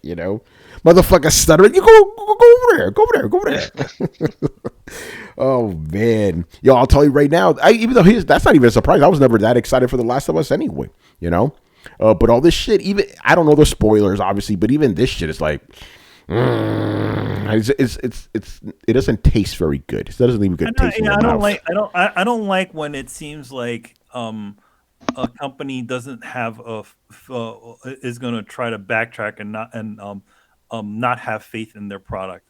Just leave it alone. Let it do what it needs to do. Sony, I'm going to give you some advice right now. I'm going to just fucking say, do not do what most of entertainment does, specifically Marvel Comics. Do not start shitting on your fans, because then no one's going to buy your fucking game. Just saying. They haven't done that yet, like verbally saying, "Oh yeah, you guys are fucking stupid," They haven't done that yet, but Sony, don't do it. Don't be Marvel Comics. Just saying. Don't do it. Yeah, that'll be the last straw. If this game comes out and I start seeing fucking tweets out of Naughty Dog or whatever attacking fans, calling them and old or whatever. Yeah, all that shit. That's it. You lost me. You're lost done. everyone. Yeah. Don't turn it to fucking the Ryan Johnson. Don't turn it to Ryan Johnson. Don't do that. Oh God. All right, Damien. I hope you like that stuff because we shitted on Sony. Oh man. Scott says Marvel shit on their fans because they get great cover artists and then get DA artists to crayon the insides. We were referencing that, but yeah, some of that art, and I can say it, I'm not associated with Marvel. Some of that art is fucking questionable. That's all I'm saying. I'm like, who hired these motherfuckers, man? DC though, they got good artists over there. I'm just saying. It's also partly just sort of the crazy production schedule. A lot of times some of the better artists can't keep up with their schedules, and that's why they got to put in a fill-in. Yeah, well, the problem is you have dirt. Yeah, no, they pay dirt, and a lot. It's like, okay, yeah, you get a fill-in, but you have literally the fill-in is the main artist of a series. But we're not gonna get into that. Anyway, let's move on to the next question from Mr. GZDR Forever, kind of related to the last one. After the recent Naughty Dog leaks, Should developers that rely heavily on storytelling go the Detroit Become Human route by having branching narratives? This way, if something leaks, only one or two outcomes are spoiled, not every scenario. Interesting. Last of Interesting. Us with 2 different endings. Yeah, no, he's saying like in general, like should story-based games have multiple paths just to prevent spoilers? Well, not even that. They could just have produced multiple versions of the ending, so then that way no one really knows. It's like, oh, there's a few different ones, and then when it's time to go gold, just push one in and like that's the one. We see that with a lot of TV shows. I know The Walking Dead is infamous for doing that shit because they have a lot of zombie people, but those are real people, and any one of them could spoil the shit. So they'll film purposely certain key scenes in different ways. So it's like, well, no one really knows which is going to be the correct ending, even if somebody was. That would take. Go ahead, bro. I like Adams. I like this idea, but I think the things you're forgetting is with this in particular, with this game, with this company, they are focused on putting you in certain mental positions to force you to understand different elements of the human experience. We'll just kind of leave it vague like that. They want you to see things from a certain point of view, which may mean choices that you wouldn't make in a Detroit Become Human kind of thing. And that's their goal, is to, I mean, it's clear even from the trailers, even without getting thematic about it, part of its goal is to make you uncomfortable. And that doesn't just mean like, oh, like there's a lot of blood. It means like, it could mean like maybe you're not comfortable with the idea of Ellie, who used to be a sweet girl, fucking garroting a motherfucker slowly. Like that may make you uneasy, and they want to put you in that place where you have to think about it. So while I like that idea, I think that they've already gone a little too far in the sense of we're going to tell you how to think. Like Detroit was very, I don't want to say it was subtle, but it was kind of expertly crafted in the sense of you can take it many different ways, but it still brings out a major point. The kind of idea of X-Men kind of idea, the civil rights and things like that. Yeah, I mean the thing about it is like Detroit seemed to choose a little bit more of an openness to it, where in other words they're not exactly telling you how you should feel about what's going on, right? Yeah, exactly. And I think it's almost kind of it's like kind of like the way the news used to be, where the news used to just give you the information and didn't really tell you whether to be appalled at something or to be like, oh, okay, Yeah, well, yeah, exactly. And I think Naughty Dog is intentionally doing the opposite, where they want to tell you how to think. And I'm not saying this in the best way possible because it's a narrative, it's a story. They want to tell you what to think. They want to tell you why you're thinking it, and they want to force you to think in that way in an effort to pull you out of your own, the player's safe and personal space, and make you, the player, force difficult decisions and realities and things like that. And it's all highbrow and it's great and everything like that, but again, is it enjoyable is my thing. And are people going to appreciate being told not just what to think and how to think, but being forced to think that way because they're not given the choice as the character? I hate your stance on this, Brett. Oh, I think as I have the least authority here, but as far as an artist, like I guess a lot of this is art, and it's up to the artist to tell you to show you what their art is. It's like if they want to show you a story that does X amount of things, and it's like that's up to them, and like whether it branches off to different things and it could be multiple things at multiple times, then that's fine. But if someone just wants to do one narrative like The Last of Us, and it's perfectly fine. It's if they don't do a good job at it, then that's for us to decide. I completely agree. But like I'm criticizing not the fact that they're trying to get you to think in a certain way. I actually applaud that. It's one of the things I love most about BioShock but the idea is you should frame the world in a particular way so that the audience the audience comes to these conclusions on their own. You slowly teach them things that at the end, by the time you pull full circle on it, like everybody knew Detroit Become Human was about civil rights, but it didn't really connect the dots until the very No, they kind of did. end. You didn't even know he was black. So? And how did you know it was about civil rights? Because it's like X-Men, man. It has the themes of it. It has what is consciousness, what is freedom, who decides who gets to dole this out. Like the second AI becomes conscious, like why? No, yeah, I see what you're saying, but it was a joke. No, I know. I'm sorry. I literally don't see color. Like I know that sounds like a cop out, but Tony and I we had like a 20-minute argument where I was arguing that guy wasn't black because I was like, he's not black, and then Tony proved me clearly wrong. No, but I as far as telling the viewer what they should think, I don't think that's necessarily. It's like the Joker movie. It's like a lot of people were like, oh, that they're glorifying violence, and I'm like, no, they're not. They're showing a story, and it's up to you to decide whether something's right or wrong. Well, isn't that the same? Isn't that what Brett just said? The Joker doesn't tell you how you should think. No, but Brett's saying that The Last of Us, and he keeps mentioning The Last of Us. It forces you. How does it force you? I think. So let me take an example that is completely off base, and I will say this has nothing to do with it, and some people might not like this example, but I'm going to give it anyway because it's an extreme strawman that points out my point. If you played The Last of Us, and one of the themes they wanted to get across is you do what you got to do to survive in the wasteland, and so you have to play Joel molesting Ellie, right? Like you wouldn't want to do that. You would feel that's out of character for Joel. You would feel uncomfortable by the situation. And if Naughty Dog was saying, we really want you to think you just got to do what you got to do in the wasteland in the apocalypse, because that's how it is. It's brutal. And you're like, I don't want to do this. This doesn't fit. This offends me personally. It doesn't fit the narrative that I see for it. I feel like you're going wildly off track. And even if you are, I don't want to be part of it. Don't make me actively a part of it. But I think, and that's kind of thing where I think that people are going to be and are upset with The Last of Us is that it's very forcefully saying, we're going to hit you with some uncomfortable material. We're going to put some things in your face that you are not going to like. And we are going to force you to see from the point of view of the person that you are kind of already conditioned not to like. Like it's going to try and the idea here is it's trying to humanize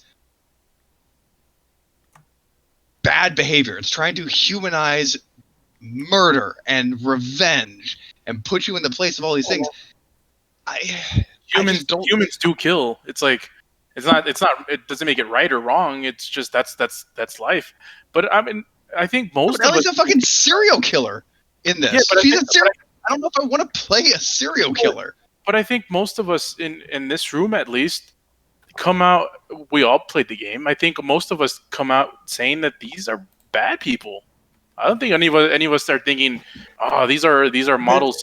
Well, they even in the first one, they tried to give us that weird moral dilemma when you would hear them like, "Hey, man, stop!" Remember when you're choking them out and shit? It was like, "Oh, damn!" Because usually you don't hear that. You just hear grunts like, "Rah!" So they were trying to give that plant that seed. It's like, should you really be killing this guy? I mean, he's just a survivor like you and doing a job.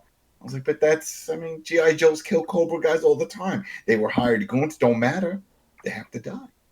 So yeah, but see, let's say The Last of Us ended up with Ellie actually having to have her brain dissected, right? That is a thing that could happen, part of the story. Forcing me to be the one that does the dissection so that I understand the point of view of the surgeon who is doing the dissection and how they feel like they are in the right. And, I'm sure their story is fascinating. And just like Joel, they feel that they're in the right.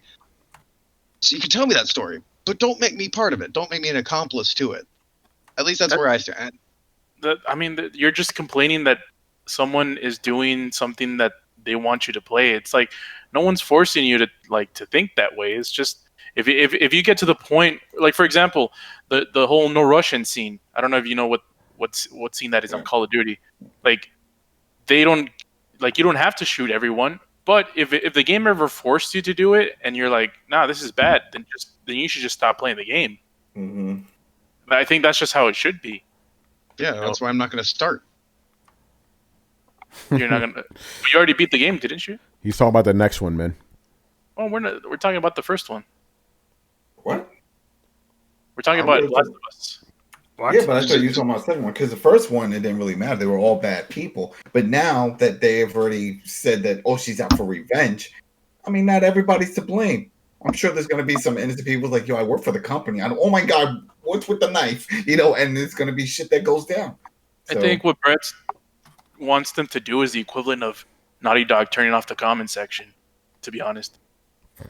Whoa, okay. Whoa, I'll fight that. You have to damn. substantiate that one because no, I'm we have to exactly. go It's to about to commercial be break, a but when we get back- throwdown right now, people. Don't tell me the story you want to tell me. Tell me the story I want to play. That's not what I'm saying at all. I'm saying tell your story with nuance instead of ham-fisting it like some crappy social justice warrior. I get that you have progressive ideas and that you want to have me play a game where I see things from different points of views and maybe have to do things that I wouldn't normally want to do, but it's not thematic. It's not subtle. It is shoving it in your face, and I realize that's the point of being visceral in this type of game, but I don't want to be told why it's okay and morally righteous that Ellie is fucking murdering people. It's fine if you say Ellie is murdering people, but when you try and make it this, righteous quest, it's not even a fucking John Wick situation. She clearly relishes in it. She is a psychopath. She is no better than the people in the rest of the game, and I get that might be the point. I get it. But that's not my jam, man. That's not what I'm looking for. I don't want you. It's the same reason I didn't want to watch Joker. I really don't want to empathize with a murderous psychopathic fuck.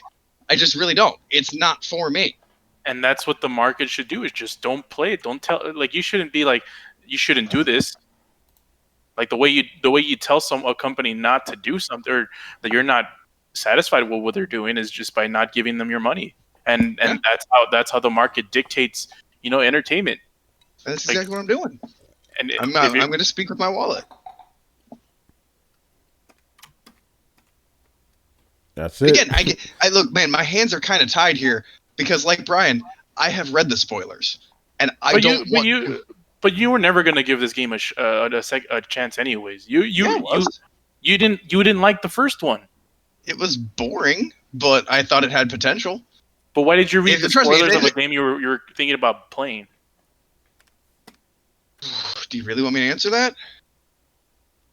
Well, is it going to spoil us? Yeah, I was going to say. No, you know what? No. I don't see an issue if he reads it. I mean, there's playing games that I have no intention of playing it. Someone's like, "You want to know the ending?" Sure, I have no intention of playing it. Go ahead, spill it.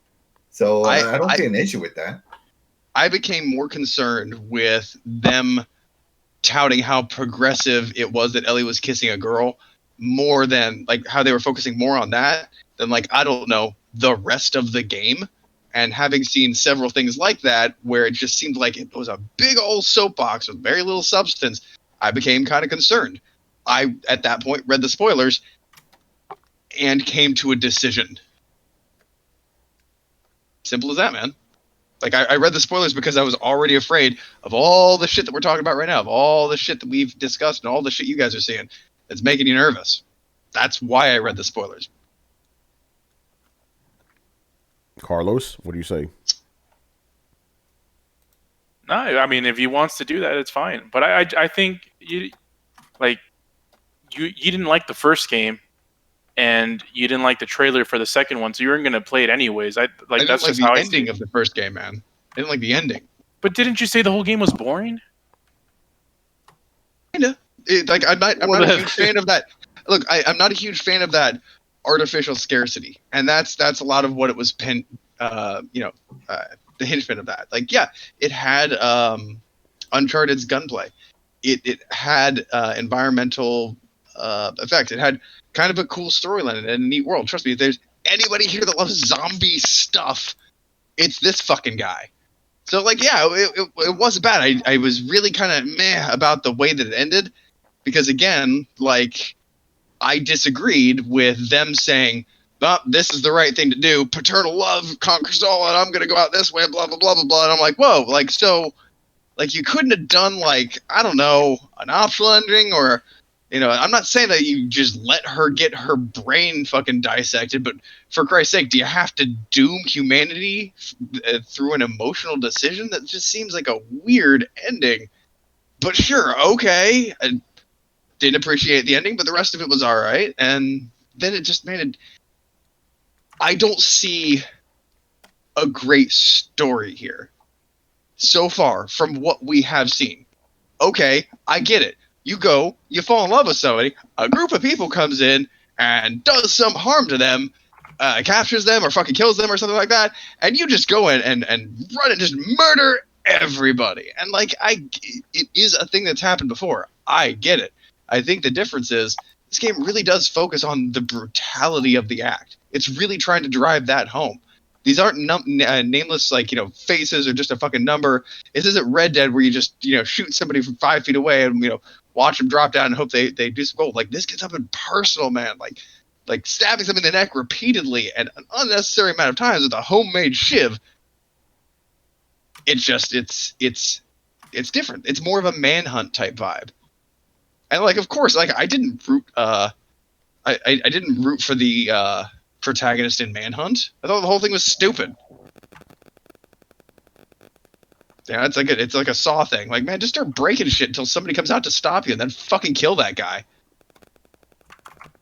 or But make them murder you. Story. And Manhunt, he wasn't supposed to be in that spot, and they did it for funsies, and so he had to do it for survival. Yeah, just start breaking fucking video cameras. Someone's gonna come out to check when they can't see anything anymore. Why wait? Gotta go after Pigface. All right, man. Let's move on. I was go going ahead, to say Chris. one thing. Yeah, go ahead. Yeah, I'm curious to other opinions around the room. Well, no, I mostly agree with you. I was going to say, I want to respond to Neil Druckmann. I'm going to be like, do you have, you know, like Jeff Goldblum in Jurassic Park? So there are zombies in your zombie survival horror game, right? Actually, they're cordyceps. Yeah. He would say, "There's no zombies in my game."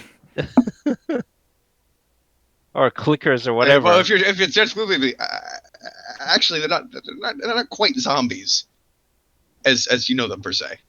Yeah, but they were part of the game at some point. I haven't seen any. Yeah, I think they showed like them for like a couple of seconds, to be honest. And the last one, dude, that's the most I've seen of those fucking zombies in every trailer they've released for this shit so far. I'm like, oh shit, I remember they're in this series. The fucking clickers. I was like, you know, I hope they're gonna do something with them, because it's like, you know, maybe you have a couple of, and I know people weren't really happy about that mini boss clicker. Oh, that was stupid.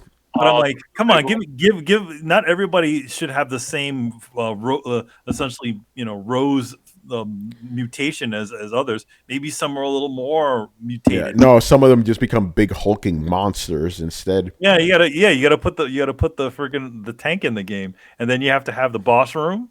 Yeah, of course. Yeah. But as for this particular debate or whatever to have right now, yeah, what do you guys have to say about that? Any opinions on that? Go ahead. Can I answer the the OG question that spawned this? I agree with Tony. Like, I understand why they put off the comments so that people don't spoil the game, because that's been going on quite often.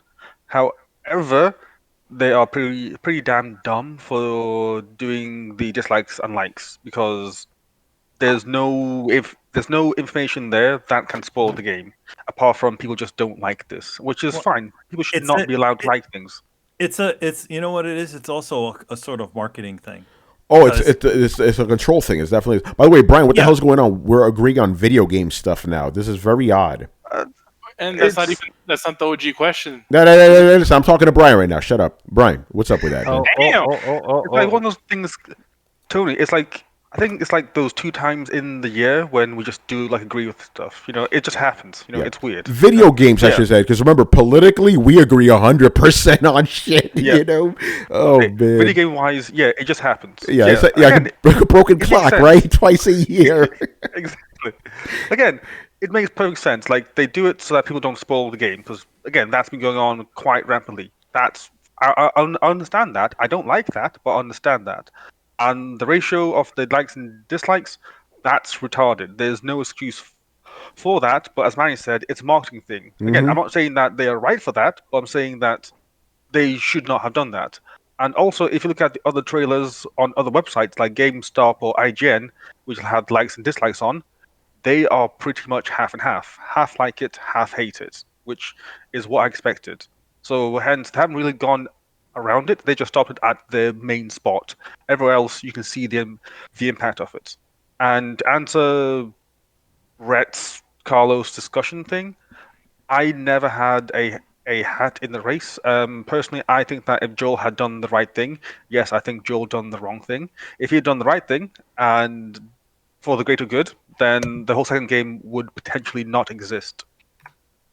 I would have preferred No, if but we that's not had the. the choice. If a little prompt popped up, it's like tell the truth, lie. Yeah, that's more of the goes to the questions. Like, should you have a choice? And like my points, like they should release whatever game they want to, like whatever story they want to tell you. Like, it's like they shouldn't people shouldn't be forced to create multiple endings to video games just because people are scared that they'll get spoiled.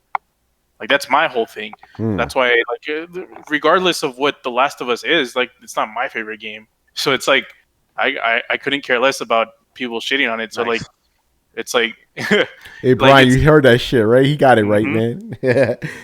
so it's like, yeah, like but I don't care. I don't care if the game sucks or not. If that's what the story that the people who are making it want to tell you, then just accept it as it is and move on. Like, I shouldn't be like, yo, man, you should create multiple endings for this. So, all right. You're painting me in to say things that I didn't say. I didn't say Brett. I'm just reading the question. That's what the question's asking. Right. It's like the question in the Chiron says, should story-based games have multiple paths to avoid spoilers? Okay, my bad. Missed that. Sorry. Wait, I thought the question was about the Naughty Dog likes. That was the previous question. Really? Like, Yeah. Okay, yeah, yes, a long it wasn't time. just me. Yeah, that was the previous question. We're on the next So one. what's this question again? This specific question is: should story-based games have multiple paths to avoid spoilers? No, they should they should just have their story and what they want to tell, and that's it. If they want to tell a story that can branch and they want it to branch, then yeah, they should. But again, they should just talk about what they want their story to be. If it's crap, then we have the right to say that it's crap and voice our opinion. That's my thoughts. That's exactly what I said. Yeah, for this specific question, no. My thing is, games that let you branch off, like, choose your own adventure. That's cool. Obviously, I love Mass Effect, I love Dragon Age, but I don't want every game to be like that. You know what I'm saying? Because then there is no canon story. So that's my stance. Like, tell your story, and if people like it, great. If they don't, too fucking bad. But I will add, if you try to ram a specific ideology down people's throats and then try to call them the bad guys because they don't accept that ramming, that's not a good look. Obviously, tell the kind of story you want to do, but don't try to shove shit down people's throats that they don't want, and then try to make them feel bad about it because they don't accept it. So that's my stance on it. Yeah, but that's a different question. No, it's the same question. Nah, it's a different question. How is that a different question? It's the same thing. No, it's like the question's like just how like should video games be made to have multiple paths so to avoid spoilers? Yeah, and I answered that. It has nothing to do with politics. Yeah, no, okay. The politics was an addendum to it, but I did answer the question. I said, if you want to do that, cool, but me personally, nah. Oh, no, actually, no. Specifically to avoid spoilers, no, don't do that. That's stupid. Only do that if you want to do that. But everything I said about politics, I believe that 100%. Don't be shoving shit down people's fucking throats, and don't try to make them feel bad, and then don't get mad because they don't buy your fucking product, That's Tony's soapbox right there, All right, anybody else? Yeah, I agree that people shouldn't let why go through all the different extra effort to kind of mislead people just to just to avoid a spoiler, Yeah. Oh yeah, yeah. And the thing is, like, that's gonna cost a lot of money, budget wise and shit. You gotta have the actors read all this shit, and you gotta animate all this different stuff. It's stupid. Just leak false spoilers yourself. Oh god. Yeah, but they'd have to make them. They'd have to make them. Yeah. Yeah, it wouldn't be too Yeah, terrible. Right. I mean, By the way, Brett, Sketch wants to know if it agreed with what you liked, would you have played then? I'm sorry, what? If The Last of Us 2 told a story that you liked, would you have played it? Hold on, I'm getting away from the Final Fantasy music so we don't get tagged for copyright. All right, cool. If it told it in that way, no, I wouldn't. No, a story that you would prefer. That you would prefer. Yeah, well, even if it was, preaching morals that I was, hugely behind, being told in that way, absolutely not. That's poor writing, plain and simple. Oh, Sketch, there you go, man. Look, make me feel something. Don't tell me what to feel. It's if you have to tell me what I'm feeling, and force it that hard, then you're not doing a good job. Like it doesn't take a mastermind to figure out Detroit All Humans was about civil rights, but it held certain thematic, but it wasn't like fucking on the nose. It combined sci-fi elements, a philosophy idea that people often question, mixed with the idea of civil rights, and it kind of merged together into this great example of why treating anybody with, sentient emotions and feelings the same is important, which rounded back on, don't be a racist fuck. But it didn't come out slamming you in the face going, don't be a racist fuck, don't be a racist fuck, don't be a racist fuck. Here, play as this 9-year-old inner city black kid so you can know why it's bad to be racist. Like, dude, fucking chill out. Like, you don't have to jam it halfway down my throat. You just breadcrumb it to me an enjoyable storyline, and I'll fucking get there, man. Like, and I think most people will. The ham-fisting it like that just detracts from the writing and shows that you don't have faith in your audience to understand complicated or deep subject material. And if that's the case, maybe the problem isn't your audience, maybe it's how you're presenting. Because as a story, your fundamental job, as a storyteller, your fundamental job is to get an idea through to people. If there's any miscommunication, it means you're doing your job badly. And if you have to reduce yourself to base ham-fisting on the nose preaching, then again, you're not doing a good job. Make me understand. Don't tell me what I should feel. Like fucking even fucking like Ferngully and Avatar, like, man, they're fucking preachy, but they kind of lead you to water, even if it's just a couple of steps. They don't fucking grab you by the back of the head and shove you in the river.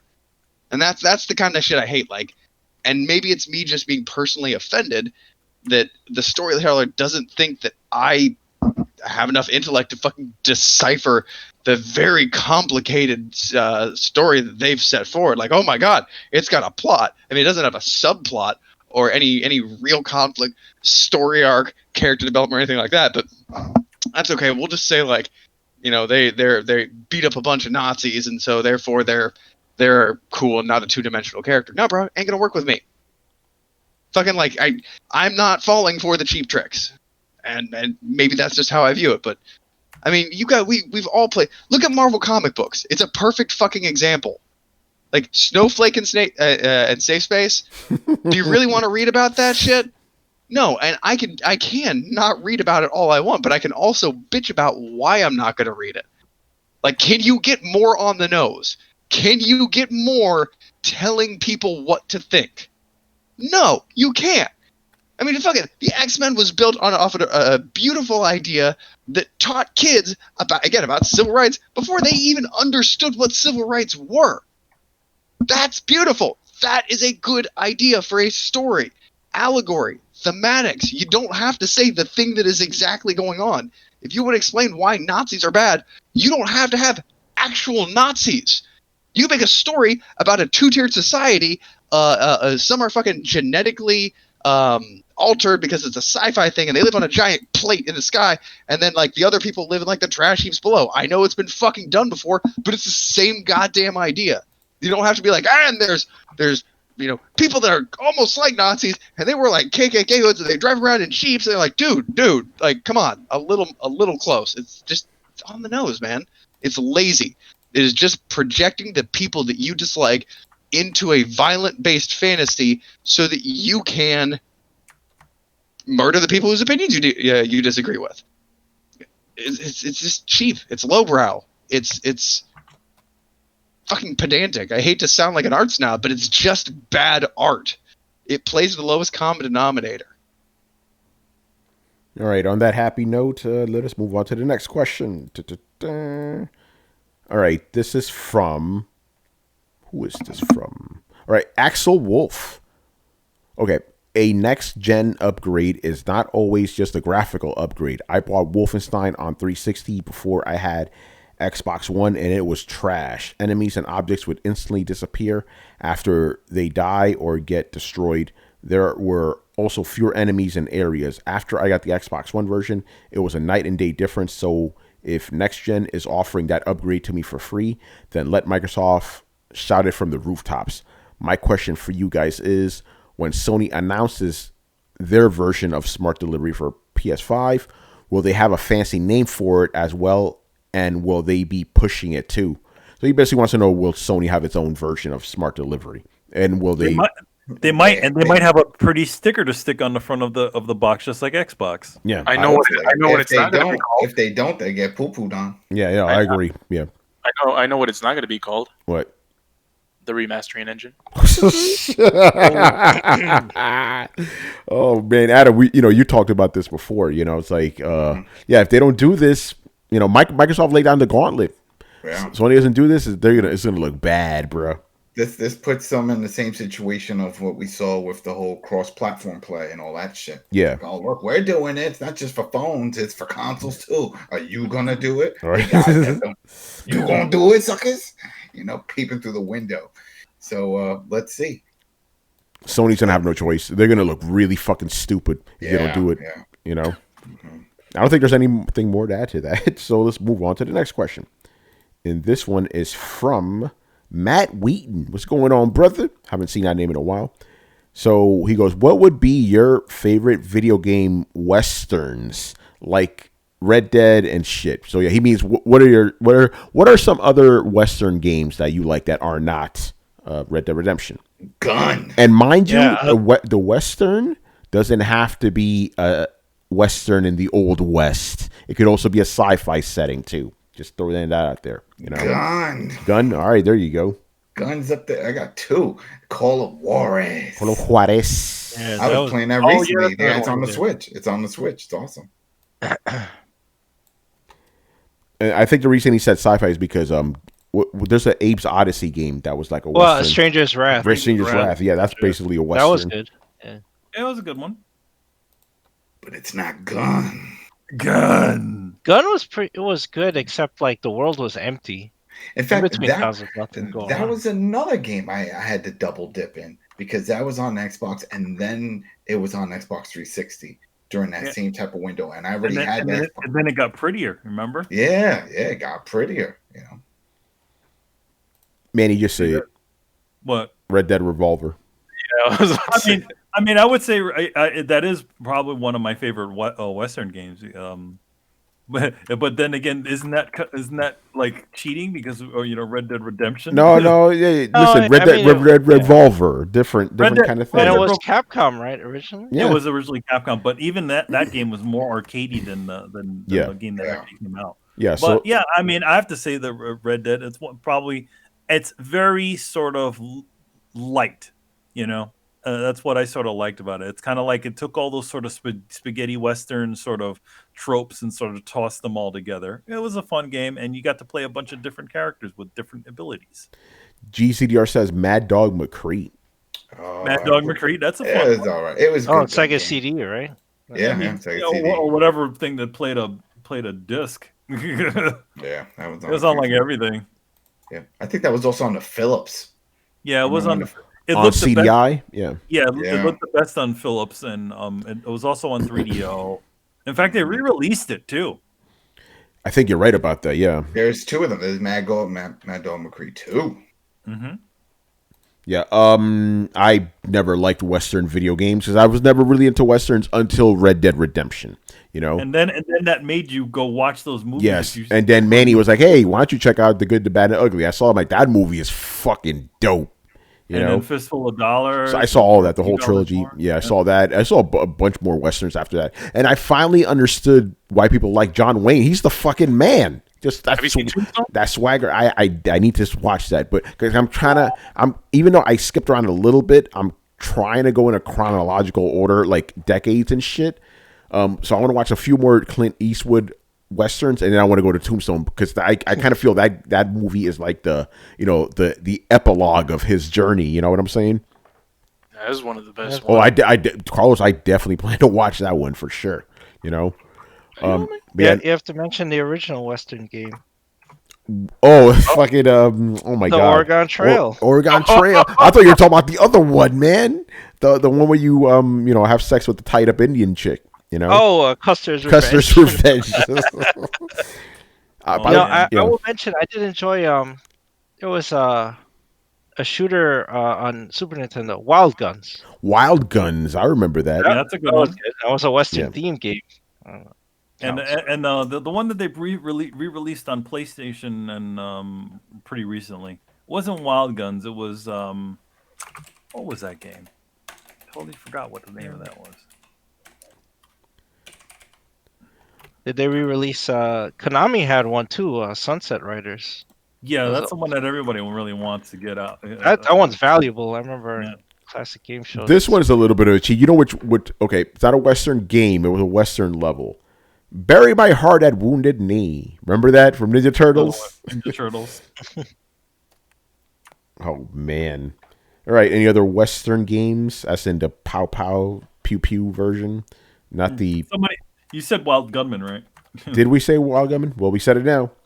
Wild Gunman, you remember? Fire! Can you shoot him? There's a lot more Western games than I remember. But yeah, Oregon Trail is definitely a Western game. The old school Dysentery, baby. Yeah. Gone. Gone. That was a better version when people were comparing that with Red Dead. They were like, gone.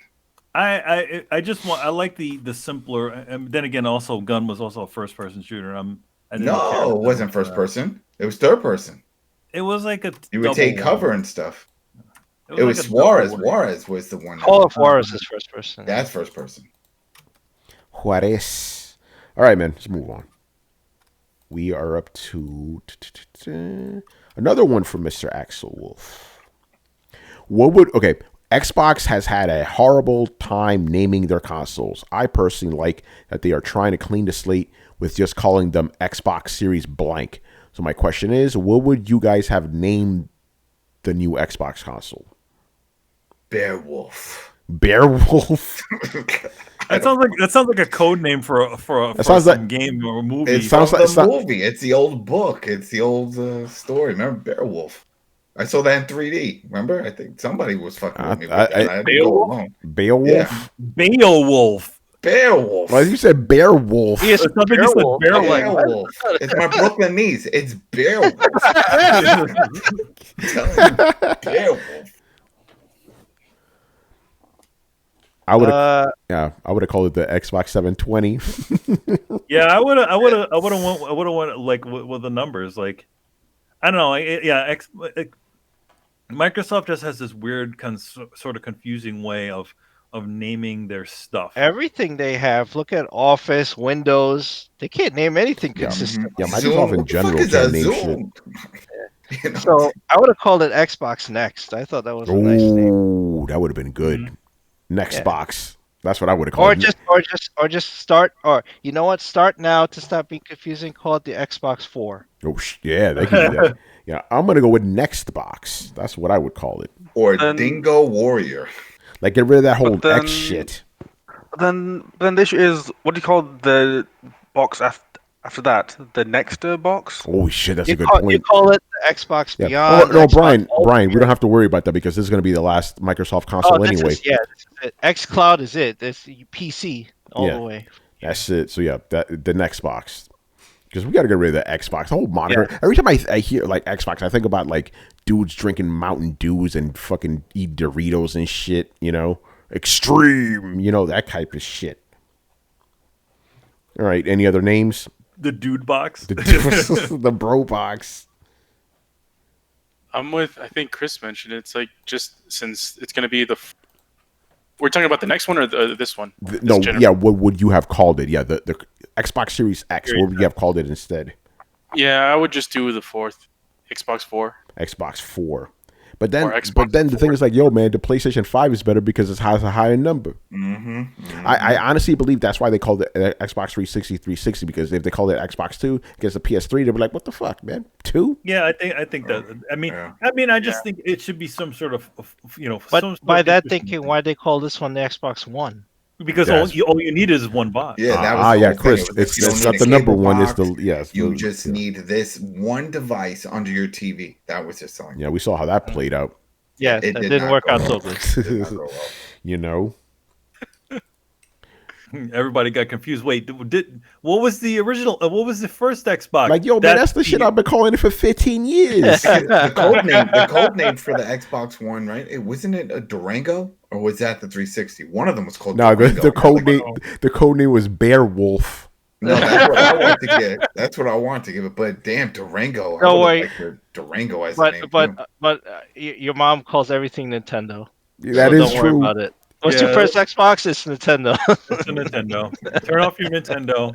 Well, you know what's funny? Here's a little funny note. When my mom and my brother came over to visit, it was like 2-3 years ago, and we went on a trip and we're driving, and I bust out the Switch, and she was talking in the car while she's driving. She said, "What are you doing? Are you playing with your Nintendo?"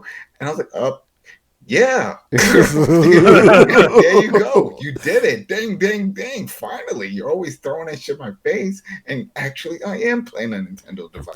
By the way, for half of us in this panel, it's El Nintendo. That's what our parents used to call it. Anything could be PlayStation. Although the smart ones, they do call all consoles El Sony PlayStation, you know? But not, by the way, not PlayStation, PlayStation. You know. Anyway, go ahead, Carlos. I don't know if it'll work as good, but even Brian's parents called it a Nintendo. It was gonna be a joke, but it just doesn't sound good anymore. Because you're like half of the room's parents call it El Nintendo, and I was gonna say even Brian's parents call it a Nintendo. That was a joke. Yeah, let's move on. It's not very funny, man. I'm just saying. Yo. Hey, man. I gotta take the hit. This is, man. Don't worry, Tony. Edit it out, in post. No, I want people to hear that bad joke, man. I want them to hear that shit.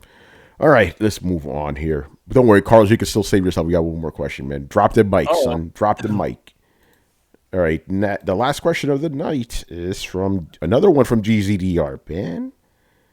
Okay, if developers release a game for Xbox One and Xbox One X, then release a Game of the Year edition in December for the Series X with DLC, then wouldn't that negate smart delivery, causing customers to buy twice? I don't see. I thought about this. I don't see them doing that. I do see them.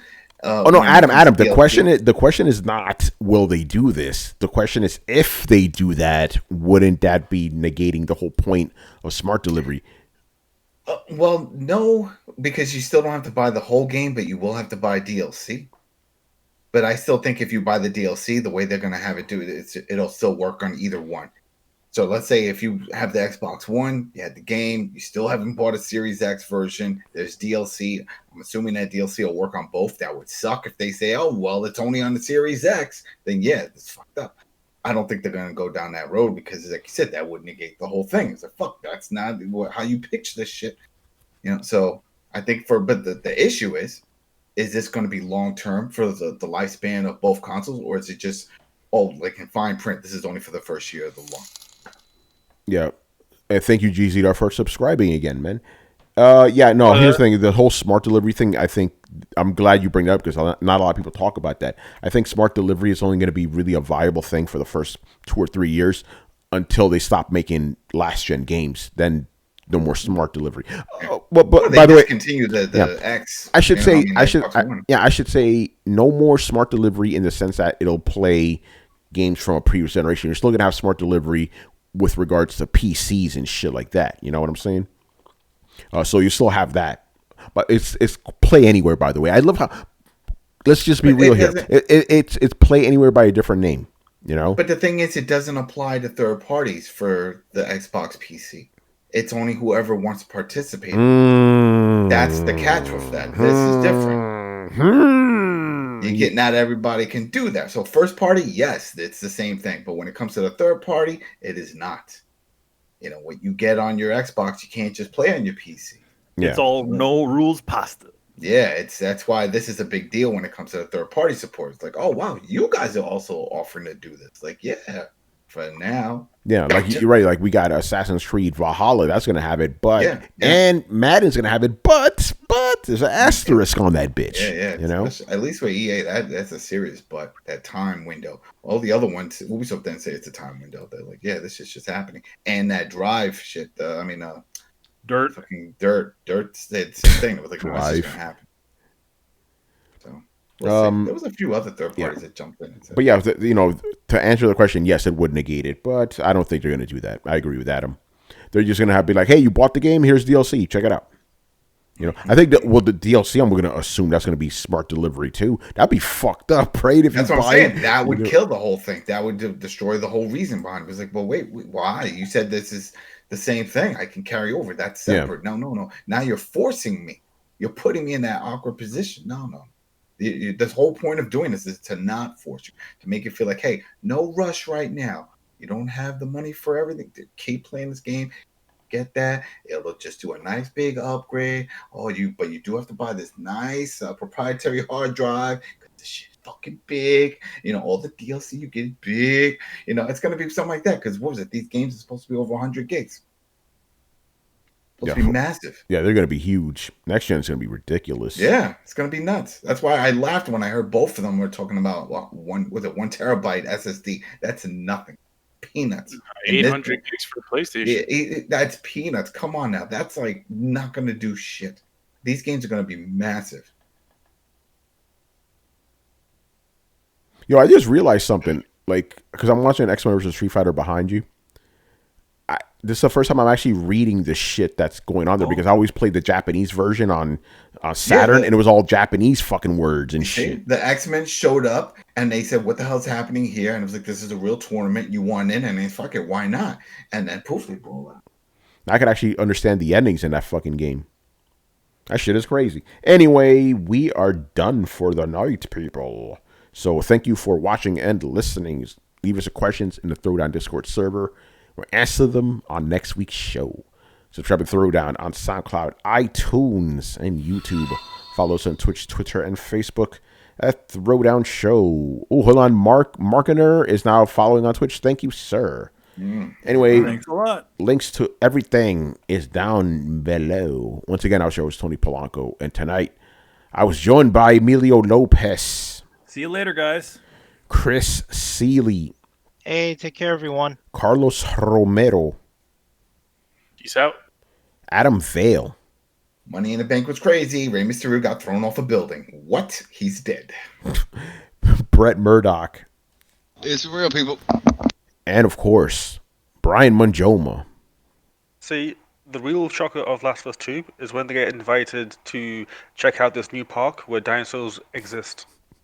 Oh, man. By the way, no mics were dropped. Chris was the closest. I'll give him that. But bro, Chris brought that heat. Damien was standing up right now and shit, you know. Chris, man, that's good. You tell fucking Sony they fucking suck. Anyway, baby, we'll see you on Thursday. Peace out. Latest. Oh, man.